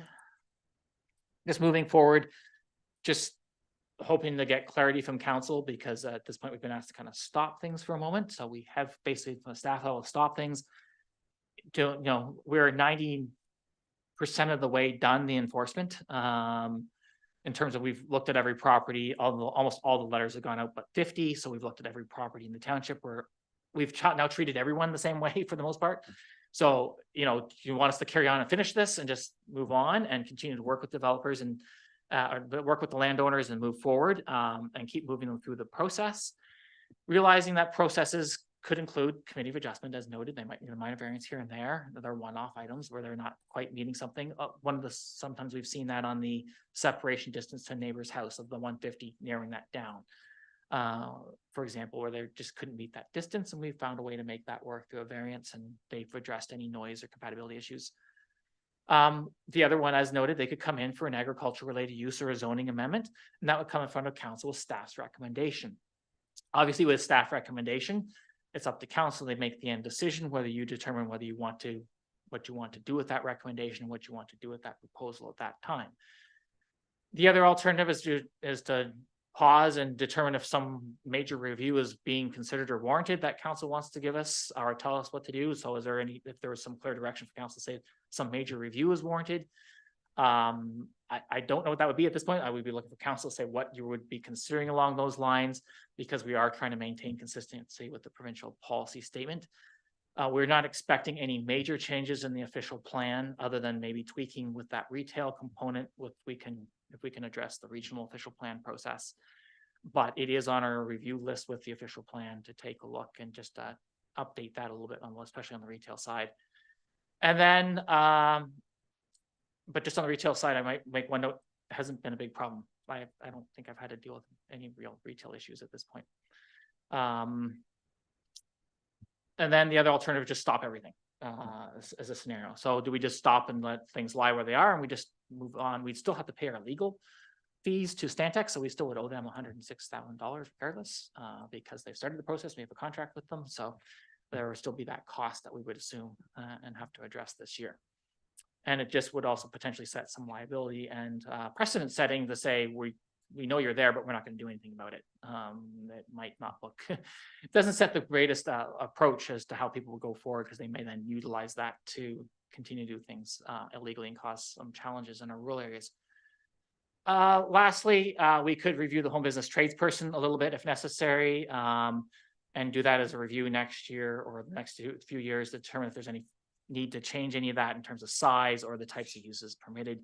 and the review along those lines. And then just note that any pauses or big reviews that you throw on us, at us, just means workload. So just be cognizant that, we're trying to wrap up a rec master plan and an official plan and finalize the zoning in the early 2024. So we'd be asking that anything new be kind of come later after that. So it gives staff time to wrap up some of the big projects that are underway at this point in time. Beyond that, I think I've monopolized a lot of your time this evening, but I think it was worth it to have a bit of the conversation and outline how we got here and where we're at, and then see where we want to go moving forward. Questions? Councillor Bryant. Thanks, thanks, Jeremy. Excuse me, through you to Jeremy. Can you clarify the farm stands?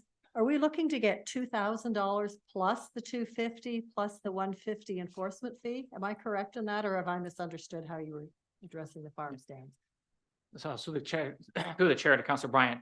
So the standard roadside produce stand, the little one you see at the end of the driveway, only a certificate of occupancy, Okay, $250. so 2,000 doesn't No, apply? no, Okay, no. I They'd be misunderstood. charged an additional $150 because they didn't come in, if they didn't come in and have permits with us. Okay. So that's only $150 extra. So they'll be paying $400 in total.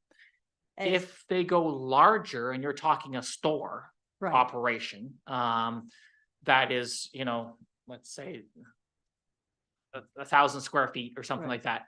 Those ones would trigger an on-farm diversified use requirement, and they would go through site plan because we're talking parking associated with them. Often there's washrooms and facilities with that, and then we're talking commercial uses. So they need obviously meet building code for commercial because we're introducing public into a facility, right? So Right. those trigger on-farm would trigger the site plan approval and the additional $2,000 fee, et cetera. okay, so this is a one-time fee only. They would not pay it on a yearly basis for anything beyond that initial sign up. So yeah, the small produce stands once only. The larger retail ones and anything that goes to an on-farm diversified use site plan, we do a renewal fee each year of $100.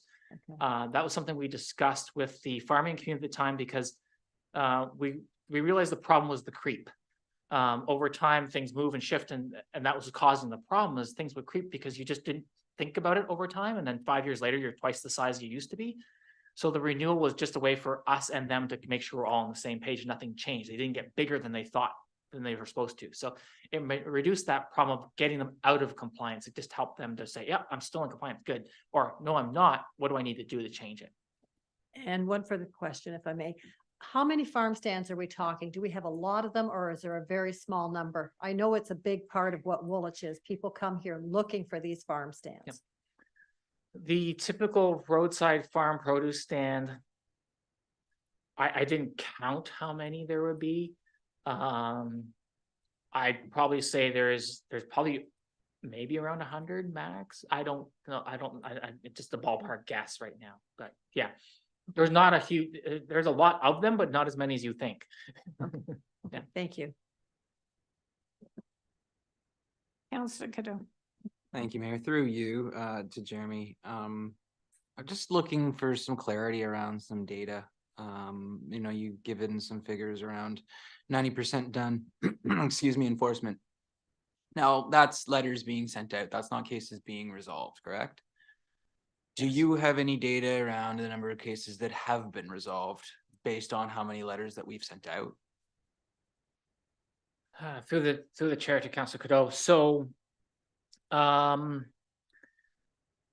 the first round when staff was doing it, I'm pretty sure we've gone through about 200 ourselves, and they've been mostly resolved.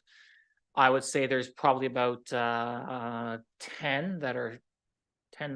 to 15 that are outstanding issues, where we have tried working with them and tried to get through some solutions, and over like a span of 6 months to a year. We don't do this immediately. Maybe for clarity purposes, when we come in, we kind of set target dates to keep moving them through the process. So we don't set the immediate date that, oh, you have to be in compliance by the end of the month or the next day. We kind of work through a process with them as to, okay, your first step is now that we've told you where you are and where the situation is, and we've laid out some scenarios for you, we give them about 2 months or so, 2 or 3 months to think through what way they want to proceed, because that's not fair to say you have to change up your business in a week. So we kind of say, we give you some time to first take a look at your options and review them and suggest if they want to talk to a planning consultant. And then from there, we kind of work through the next step of, okay, now that you decide this, what's the next step then of timing? Are you going to submit for a planning application? What are you going to do? And then we set a next target date.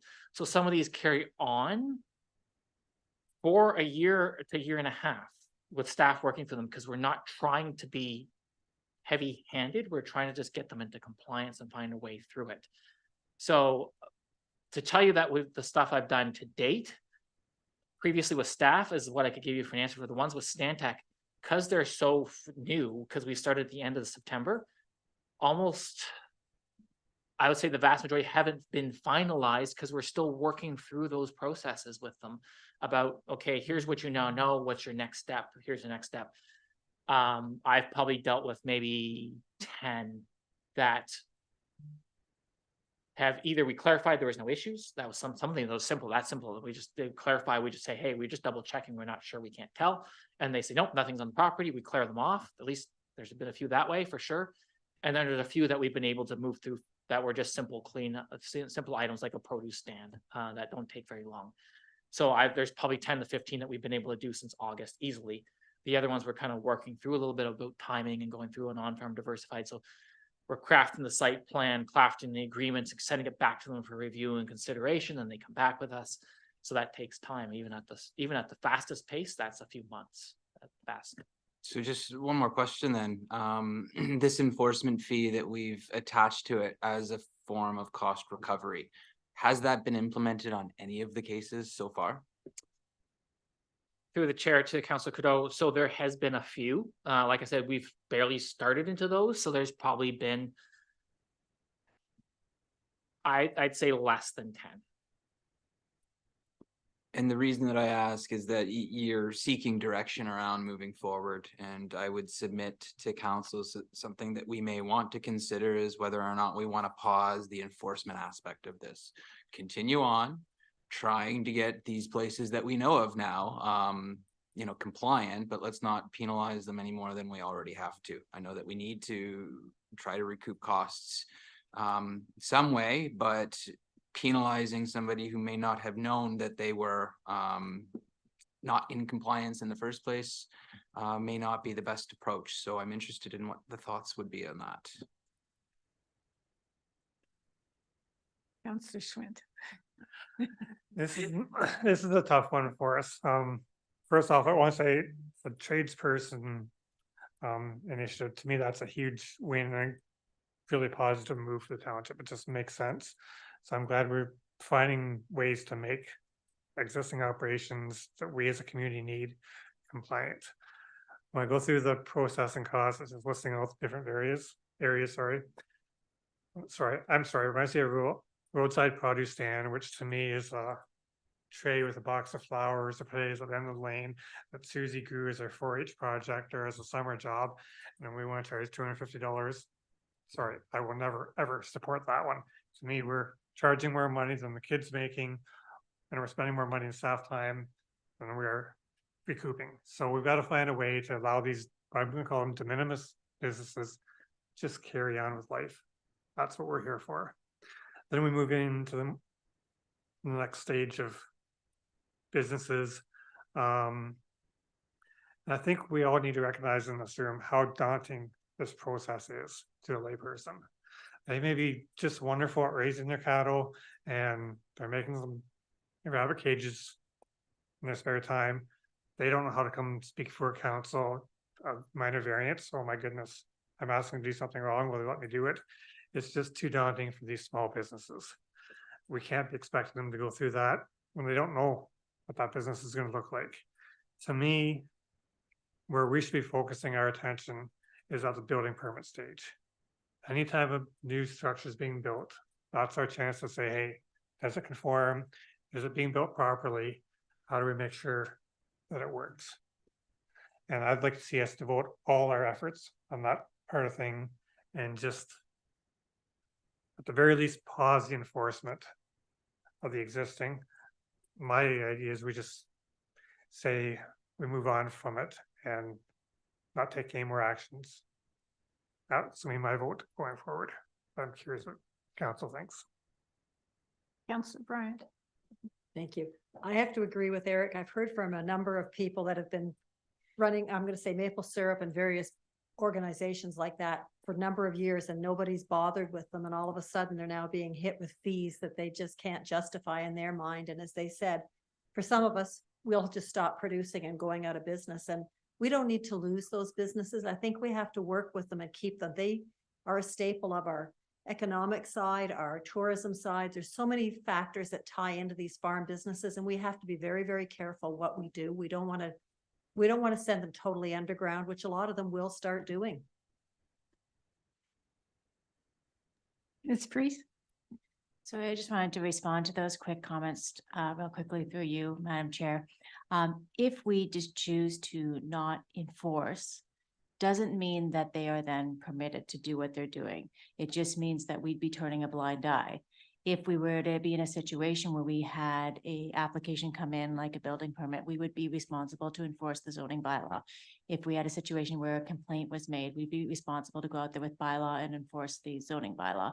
So just by not doing it and turning that blind eye doesn't mean that they then be permitted, just to be clear. Councillor Schwinn. And I think that was my intent. I understand how that process works. I think that's the appropriate mechanism. The second huge benefit of the township is at the staff level. Do we really want to make this a priority over the next 12 months when we've got a huge change in the Planning Act coming forward? We've got to respond to and prepare for and have answers. We got subdivisions happening. Why don't we move those energies over? But at the same time, if there's a complaint, obviously there's a problem. Let's take action. And there's a building permit request. Obviously, the business is growing, doing well, and that's the time to bring them into compliance.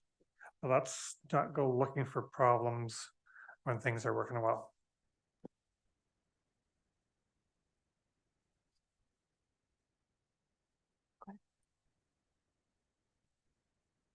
Through you, Madam Mayor, to council, I just want to get some clarification, with respect to what we may be turning a blind eye to. So for example, what specific uses, or are you saying just drop the project completely?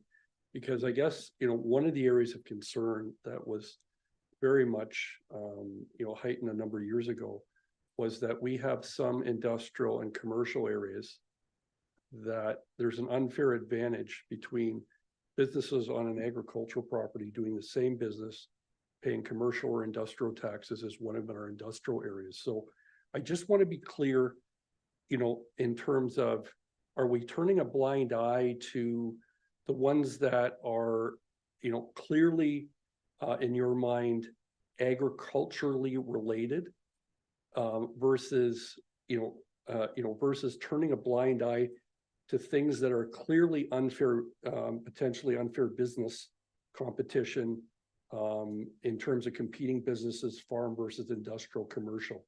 So could we get that clarification? To me, the perfect example is, I'm gonna say in the winter, the spring, we had the application come forward for the manure tank spreading shop north of West Montrose. What street was that? Sorry, I should know that. Middlebrook. Middlebrook Road. To me, that was an obvious case of a larger scale operation. Expanding, came in to do things right. For sure, they've got to pay their development charges, business taxes, all that type of thing. Let's not worry about Susie's roadside stand or someone who makes rabbit cages in their spare time, that type of thing. So just to be clear, you're only talking about sort of roadside stands. So if we get to the on-farm diversified where there's industrial, larger produce, are you saying forget everything? We stop taking action and deal with complaints, deal with applications for new buildings that come forward as they expand, and go work through the process that way, instead of being proactive, trying to find problems that don't exist and we don't have time to deal with right now. That shouldn't be a priority when we've got a whole bunch of other things to do. So those letters we sent out, those 200 letters, that's just pretend we didn't send them out.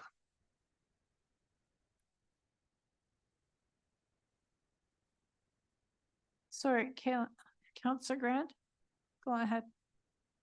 Thanks. Thank you. I agree from the enforcement stand of things that a pause may be needed when it comes to the smaller, like roadside stands. I would rather see us go after more egregious offenders where they're maybe building something that is not required, not getting their proper permits or anything like that.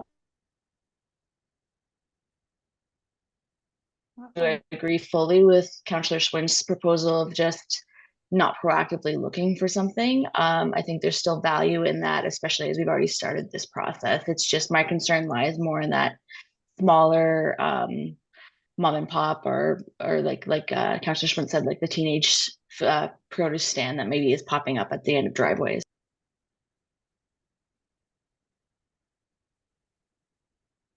You look like you maybe have a, well, I'm going to Nathan first if you want to think.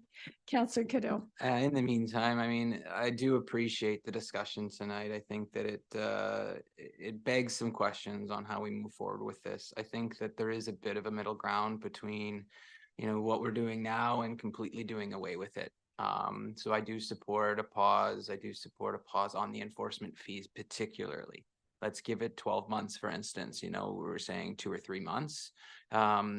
Seems like a bit of a runway. What about 12 months? Let's invite these individuals who we've sent these letters out to come in and get themselves in full compliance without paying that enforcement fee for the next 12 months. It may not lead to full cost recovery, but, you know, paying Centec to go and do this, we would have been paying our employees through soft costs in their salary anyway. So this would have been work that we were doing. So I think that could be a middle ground that we could meet at, pausing the enforcement fee aspect of it, but still encouraging those that we know are in violation to come in and try to get in compliance. So, Mr. Vinker, Ms. Fries, just so that I'm clear, because I'm not sure I am clear, where would that kind of approach put us with our contract with Stantec? So through to the chair there, good question. Ultimately, we still have to pay Stantec this year. We've entered into a contract with them. They've completed the majority of the work. We still owe them $106,000 as per the contract. So deferring means we just won't recover the costs basically to pay that fee this year at all whatsoever. And I would suggest, if the council wants to waive the fees and get rid of this enforcement and just kind of eat the costs, that's a choice. Pausing for a year will make things, and trying to recoup them 2, 3, 4, 5 years from now is just, I don't think we'll end up getting much in terms of recovery anyway at that point. So ultimately we'd be more eating the costs, which is up to council if they wish to do that, just to keep the cost down and get everyone into compliance and get everyone on the same page. You know, just we can, you know, the fees and charges bylaw will be coming up later on this year as we annually do. So we could remove that fee if council is directing that, and we'd obviously pause it if tonight if council made that direction. Then we remove it when we do the fees and charges bylaw. Something kind of like the cat out of the bag, but fees and charges bylaw, I was looking at the produce stands and I said 250 was high, so I was going to drop it down to like $50. But if council wants to change that at fees and charges, you know, you have your discretion. So put that on the back of your head when the fees and charges bylaw comes up. So just some elements there, but yes, we will owe Stantec $106,000 this year. Ms. Fries? And sorry, I just wanted to explain, and Jeremy can correct me if I'm wrong, but the additional enforcement fee was the fee that was going to pay Stantec. The original application fee would just be to recoup our own costs of staff time. Yes, that's true. That's quite correct. That's it. That covers our staff time basically to do the work, our initial fees. Councillor Bryant. Thank you. Through you to David, a question. What type of businesses were we talking that had the issues? Were they industrial building type businesses or repair shops, or what exactly were we referring to? Yeah, through you, Madam Chair, to Councillor Bryant. So by all means, you know, Jeremy or John, feel free to correct me if you don't feel I have history right here, but you know, my distinctive memory is that a number of councils over the past previous terms have been frustrated that There's been many a situation where applicants have come forward and stood at that podium. And for example, say, have been running a machine shop. And typically, there are some municipalities that would say, you have to shut down and you can't operate until you actually get permission. Woolwich has always had a much more generous, flexible policy of, no, you can continue to be in business as you go through a legalization of the process or the use, and then move on. Comments from councillors of the day were actually sick and tired of the fact that, we're allowing illegal operations to continue while there's other legitimate businesses that have set up in proper zones and pay appropriate commercial or industrial taxes. So, I'd also use this opportunity to say, I think this just is another example of where, we have a new council now, and certain decisions in the past and directions provided to staff have been provided by previous councils. A good case in point has been the recent debate about where are we going on climate change and sustainability, because it was not this council that had to vote on the 80/50 and the 50/30 and the transform WR. And dare I say, the infamous debate we still need to have around bridges and Peel Street Bridge and things of that nature. A meeting without it. And again, only use those as examples to say, yeah, a reality of our municipal world is Council X made a decision. Council Y is now in the chairs, and you're reevaluating whether this is the direction. But my distinctive memory that really drove councils to say, we want to deal with this once and for all was, I think people have used the term, the more egregious type of situations, I think that really drove things. That position has somewhat evolved, different councillors had different positions, but that's my memory in terms of what really drove the concern initially, as opposed to, where you can have a debate about whether we're being flexible enough with respect to agricultural and farm diversified uses. It was more of the fact that, do we have unfair business competition? Go ahead. Thank you. Well, based on that, I would like to see the agricultural businesses left to do their own thing. But as you mentioned, anybody that's running like machine shops or industrial uses, those are the ones I think we need to target if they're big operations running on a farm, not your small little guys. It's the big ones. And there are a number of those I know that are out there.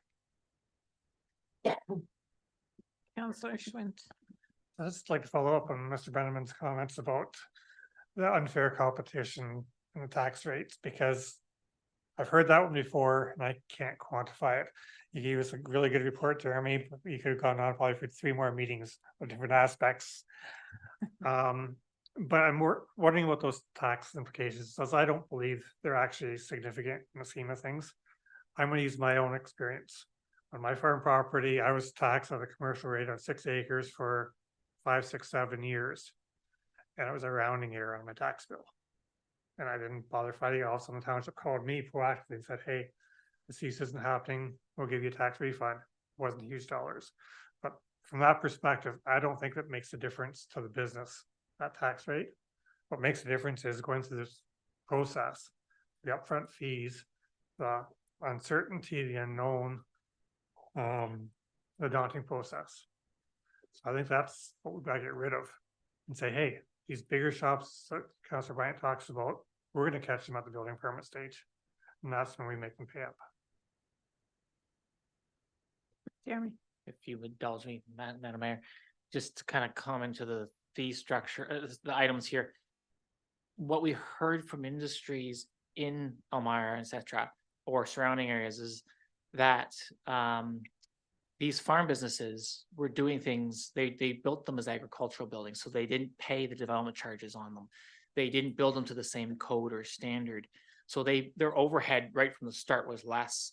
And then they were competing with these same businesses that weren't matching, weren't having to go through the same process. They didn't have to go through site plans at all, or detailed site plans, or they didn't have to address water and servicing connections and things like that, obviously. But so they were saying the competition right from the start was unfair, where these same businesses, if they were out in town, have to pay those development charges and meet building code standards. And that's the challenge with that we're somewhat seeing too, is when these guys' operations have to legalize, that cost is a big determining factor of whether some of them can stay in business and compete with these businesses that are in the urban areas. That's what they're doing. They're literally competing with them, but their overheads are so much lower that these industries in town are slightly upset by it.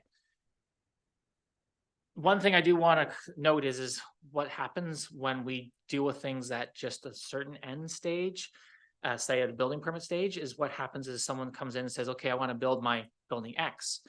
And we say, yep, now you're going to go through this and this process, and here's your fees and your charges. And they're going to look at me like, but Joe crossed the road. You didn't make him do it. Why do I have to?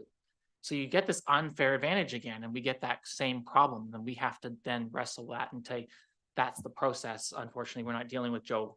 We're dealing with you. So just realize that's always going to come up as that fairness evaluation, and people are wanting to be treated fairly. When we realize there's big concerns, that's where council came from, is there's things were going on that were just competing and creating problems in the rural area. That's why they led to that initial process. They said, we need to level the playing field and clean this up, because it is impacting our communities a bit about what's happening and how this process was going about and what it was doing. So trying to bring everything back to a level, an appropriate playing field as best as we could. And that's what the attempt was. So a bit of clarity there and just some confirmation. So Thanks. Anyone else? So a question for the chair going forward, like, are we looking to make a decision tonight? Are we going to bring this up next week? Councillor Burgess is here. Is it a motion? Is it an action item? What's the next step? What is the next step? That is the question, isn't it? I guess I've heard clearly we're not concerned about produce stands at the end of the road, or, you know, come to my door and buy some eggs. I think I'm hearing a pause is in order until we figure this out. So what that means, I think, is that we're 90% done with the letters. We just stop. So there's 10% of the project that don't even get a letter, or do we finish the sending out the letters, collect that information that we have, and then pause? Councillor Cadeau. So when I had suggested that maybe we pause on the enforcement fee, I think that maybe I could do a better job of explaining what that would look like. I think that we would continue on with the project, not that enforcement part of it. So we would send out those letters. From the point that the letters were sent out, we would hope to see these residents come in and register, get all of their paperwork in order, pay the registration fees, but not the enforcement fees, is what I had suggested. So in the next 12 months, we would expect to see, you know, if we sent out 200 letters, hopefully, you know, 90% of them come in, get their businesses up to code. They don't pay that enforcement fee. If we pause that for the next 12 months, after 12 months time, those other ones that haven't come in to register, then we could apply that enforcement fee for them. So it's a bit of the carrot and the stick method. Just to be clear and to make sure that I'm also clear, Stantec was doing the enforcement piece, or we were?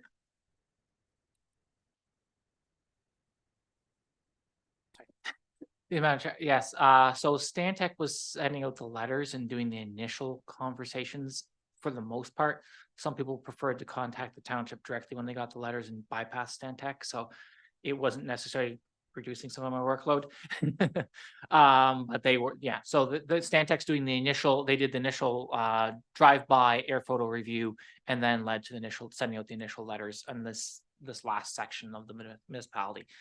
Then everything, once they've met and talked to the person, if they determined that they were an on-farm diversified use, they would send them to the township and directly to me to then finish up with the site plan or whatever necessary certificates were needed, and they would direct them to staff to finish that portion. So if we continued with if we finished out the contract with Stantec, we would have presumably some kind of a master list of on-farm industries or whatever, whether it was diversified, agriculturally related, or the different categories you had. And it would, either way, it would be up to you and your staff to follow up and do the rest of it. That is correct, yes. So my suggestion would be that we finish up with Stantec and get that list. And then, you know, if we're directing our staff to pause on the rest of it, then I think that's good. But we're that close to finishing up with Stantec and having at least a complete list and having gone through the township. Councillor Grant, you had your hand up. Yeah, I would just concur with the idea that we finish up those letters just from a fairness standpoint. We've already done 90% of the township and sent those letters out. I think that remaining 10%, we kind of owe it to the original 90% to continue with that process. And then we could discuss later enforcement and what we want to do with that. Councillor Schwint. So I'm on the same page in terms of finishing up the letters. That's makes a whole lot of sense to finish that project. Then I'd like to see us just close those, not close, but postpone any actions on those files for at least 12 months, probably 18 months. And we get to fourth quarter next year, ask staff to come back to us with I'm gonna call a new system on how we handle the application process on farm diversified, ag related zone changes, all that, to simplify and make it cheaper and less onerous on our residents. So if we could have a 6-month window in 2025 that we get 50 of these applications in, they're streamlined, it's boom, boom, boom, done, it's efficient for us, easy for the applicant, because these are technical fixes. They're not changing the uses on these farms. We're saying fill out the form, draw a map, and hand over a big check, and you're good. Well, what are we achieving with this? So let's make it easier and cheaper and make the process easier in 2025. Councillor Bryant.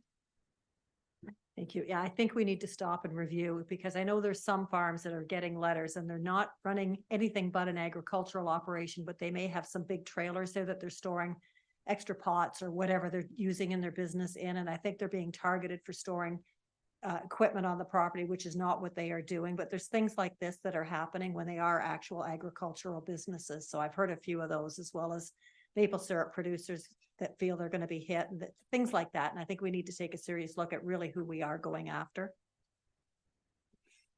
So I think Councillor Schwint was suggesting a report come in a year's time. Whenever that- staff can fit in, like I understand pressures the next 6-9 months. So we'll finish up with Stantec. We'll get a list. We'll get some kind of a, I don't know, spreadsheet or chart or something, and a report. When is a good time for a step? That's Councillor Schwint's suggestion. I'm sort of looking around the table. Is that the will of council? Councillor Cadeau. We would still be encouraging and expecting to see some of these businesses come in, no? I mean, was the messaging that we're gonna be sending to them just, no, don't do anything more, just gonna hold the fort until you hear otherwise? Is that the expectation? I kind of like the suggestion of, you know, if you voluntarily get your house in order, that we'll waive the fee. The enforcement fee. Next month, yeah, we want people to come in, but at the same time, we're going through a zoning bylaw change. We're not expecting big changes. The fees and schedule coming out next year, we may have a big conversation with that, what's appropriate for some of these. So we've got to get our ducks in a row too, just like our residents do. That's why it's hard for me to push them too hard on the short term. Mr. Vink, what's the staff capacity? Are you sort of following where council's going with this? Yes, to you, Madam Mayor. Like I said, staff capacity in the next few months is at capacity with some of the applications that are in and where we're processing. And with the provincial fluctuations that we're trying to address at the moment, where we don't know. Good word. So we are kind of, that's eating a bit of our time, depending how that moves forward. So we are wrestling a little bit at the beginning of end of this year. Just this week alone, we've had 2 major applications come in, another plan of subdivision and another zone change, and then not to mention a few site plans. So that's why I said we can't handle too much more of another review or redirect and play with something right now. It would go on our back burner till later next year, like mid next year, for example. But it is also hard to start and stop the same way. So when the same frustrations you may feel with the province starting and stopping us with their fluctuations, it does challenge us to start and stop and pick something back up 6 months later. So I don't have a perfect answer because I just told you I want you to wait. And I also told you this is just painful to pick it up and try run back and forth. I'm in my head trying to think of how to streamline. My best suggestion to you is we could maybe in the start of, let's say maybe March, April, start diving into something. I don't think we can cut costs substantially because of staff time that's involved. The time to actually take in the application and do a site plan and craft the site plan may seem short, but the time to get them to that point often takes a lot of staff time. So you do eat up a lot of costs to do some of that work. I just don't know how to streamline the process more than we already do it because we do it in-house. Otherwise, right now, industrial commercial properties, they have to go hire consultants to do the work for them and come through the process. So we tried to make it as streamlined as we could right from the start. We will definitely try to look at opportunities to streamline. But I don't know that where we're going to end up with that, to be honest. But we could try early, I'd say, like I said, April 2024 to kind of take a review.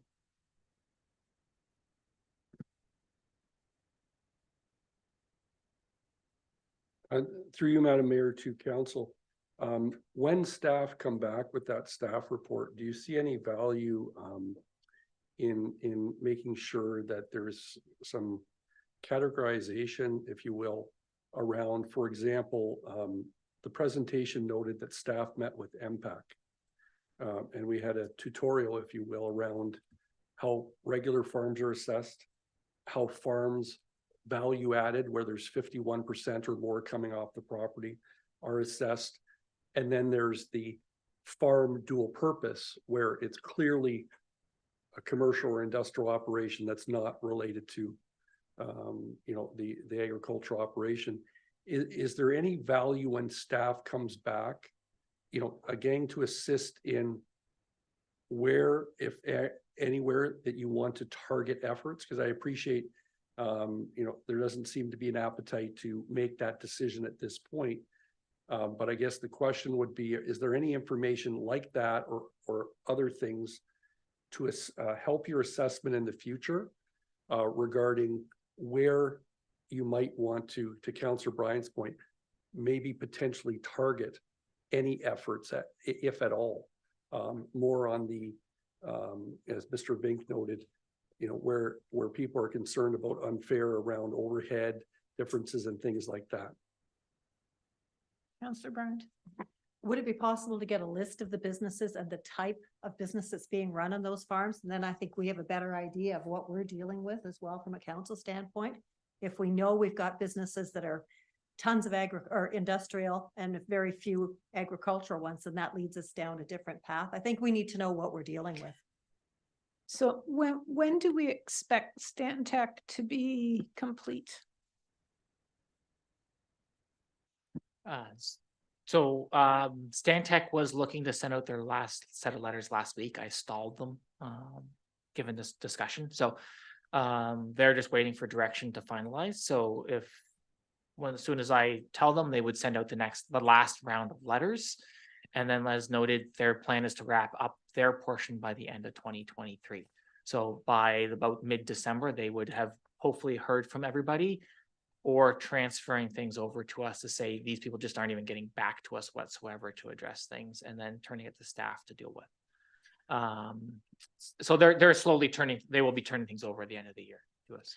So would it be possible for council to see a summary of what has come out of that? What different categories there are, how many are non-compliant, what that looks like, so we know what we're dealing with? Like maybe it's 3 businesses, maybe it's 300, like we really don't have a good sense.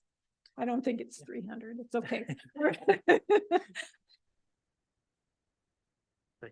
Councillor Schwinn. Sorry if I get, Yeah. well, we need to know how many, but a little more categorization of them, because there's this huge variation of what you classify something. That machine shop around the corner from me, well, no, it's not a machine shop for like Conestoga Meats, for example. It's a machine shop building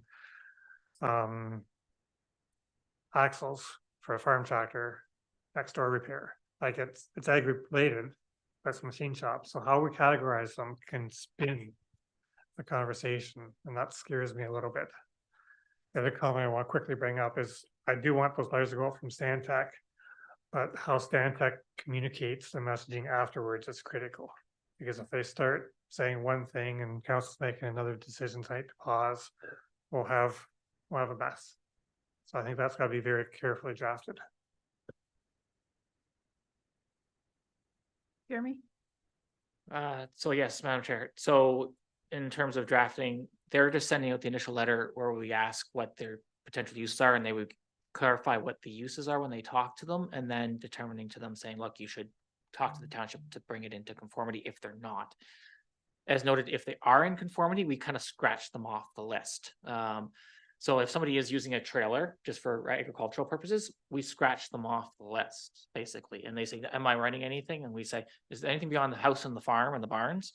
And they're like, nope, then we're scratch them off the list. Thanks for clarifying. We just couldn't tell, right? The ones that do need enforcement, they then, or shouldn't say, the ones that need to be legalized that aren't, or they're not sure if they're legal, they send back to staff. So that automatically happens. They just say, you need to talk to staff, okay? And then they give me that summary list. So yes, staff could produce a summary list. We obviously wouldn't tie property to it so that we don't identify anyone, but we could try categorize then types of uses from industrial and commercialized operations versus maybe maple syrup versus a produce stand if it came up, for example. So some of those categories we could kind of break down. Those would be the main categories I could think of off the top of my head anyway. When you get into some of these industrial commercialized operations, it's hard to distinguish.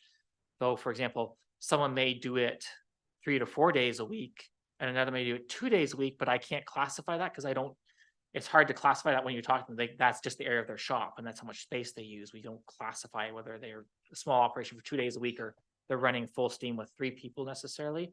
We just look at the size of the building. So I'm not, if you were looking for that analysis, we wouldn't have that detail broken down, for example. But we could kind of outline what's happening. Some of the things we are seeing a little bit more on the south end, but I haven't seen them come in to us yet and talk to us, is some outdoor storage operations. There's only been one, I think, that's reached out to us that got in one of the first rounds. Is they're usually a farm field to basically store trailers. So we see a bit of that more on the south end and larger contractor operations, but they haven't come into us and we haven't verified some of them, but they're doing them sometimes on small parcels where it's basically you got an industrial use. It's really looking like an industrial use. So we could give you that information, try to classify as much as we can to give you some understanding where we're going and what those look like. And then you could give some feedback of how we proceed with some of them. The ones that don't comply, obviously, are going to be the bigger ones, which are going to be probably industrial commercial operations that just are too big or to the size of parcel, right? That's going to be the challenge we're going to face. And the opportunity for them, and we always tell them, is you can come to front of council with a zoning amendment, retain a consultant. We will give them what we think from a staff opinion of where we might be able to support or not support. And then they come in front of council. It's up to council to decide what to do with that recommendation in the end day, whether council wants them to proceed or not, and give them whatever the direction is. You don't, as you know, you don't have to follow staff, but we're gonna try to give you the best direction based on good planning and what's the best interest of the municipality, we think. But it was up to council in the day what you proceed on the site-specific individual ones to do. So I would suggest we carry on with Stan Tech. If we can get some kind of a report in the first quarter, just a summary from what Stan Tech did, not for our staff to spend a lot of time on it.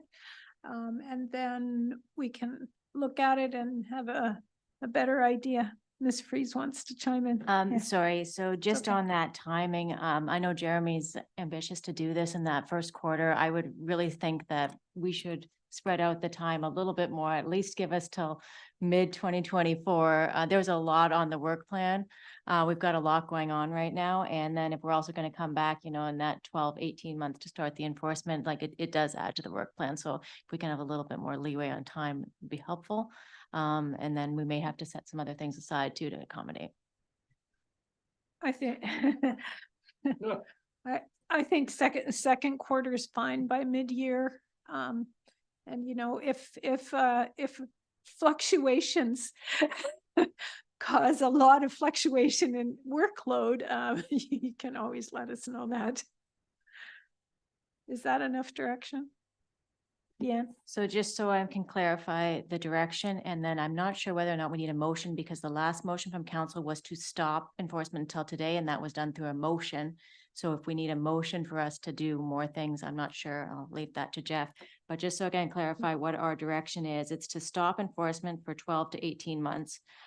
Send out the remaining letters and compile a list from Stan Tech, but we move the enforcement fee.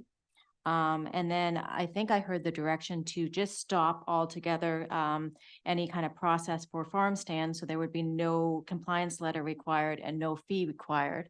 And then the third part would be that streamlining review for the remaining with the categorization, classification, summary chart. That was like kind of the third direction. And then the only thing that I think we still need direction on is that the cost recovery would be through the budget. So those 4 items. As part of the budget process in January. Well, no, Or sorry. this year's budget. It is this year's budget. You Okay. know, Yeah. up to, you know, contingency or whatever Mr. Pepper will come.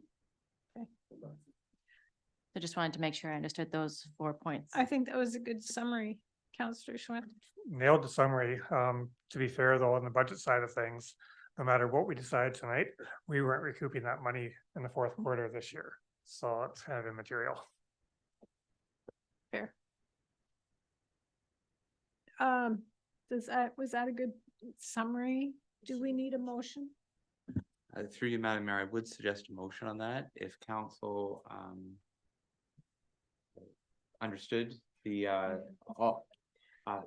excellent points made by Director Freeze. I'll just ask her to send that to the clerk's office for a resolution. Will that be part of, so we're gonna do a bylaw here. Will that come back to another council meeting then?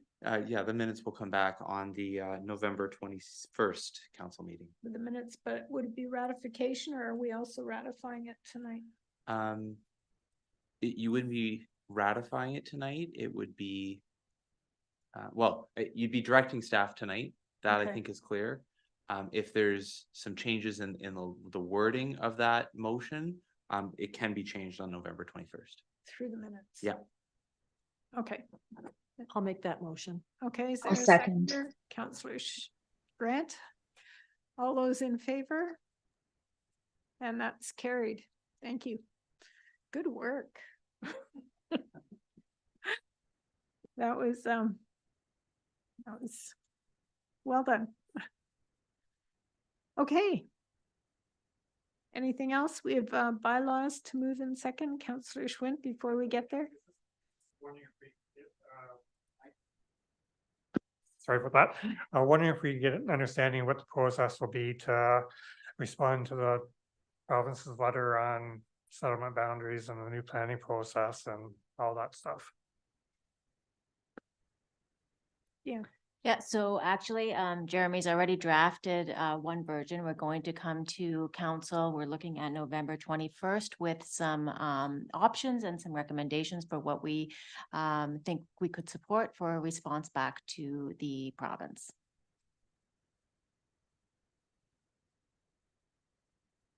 Is there any chance of getting that initial version next week? Just because this is such a biggie, I think council will want a week or two to digest it.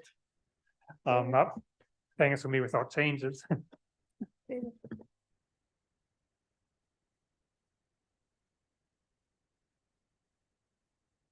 Through you, Madam Mayor, to Director Freeze.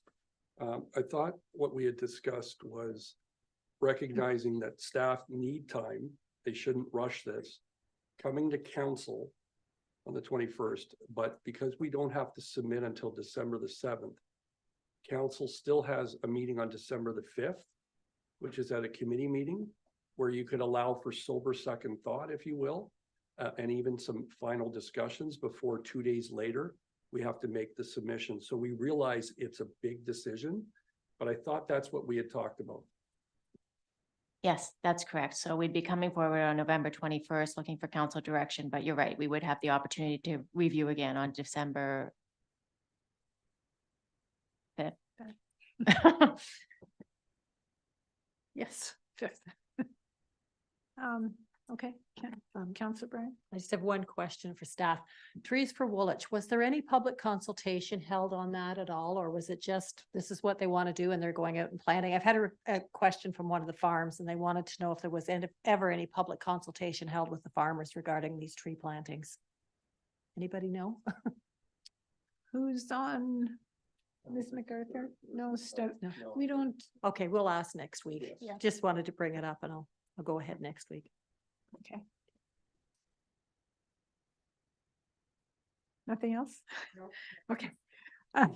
I need a motion that the bylaws, the following bylaw in the hands of the clerk be read a first, second, third time and finally passed, and that it be numbered as bylaw number 70-2023, and that it be signed by the mayor and clerk and sealed with a corporate seal.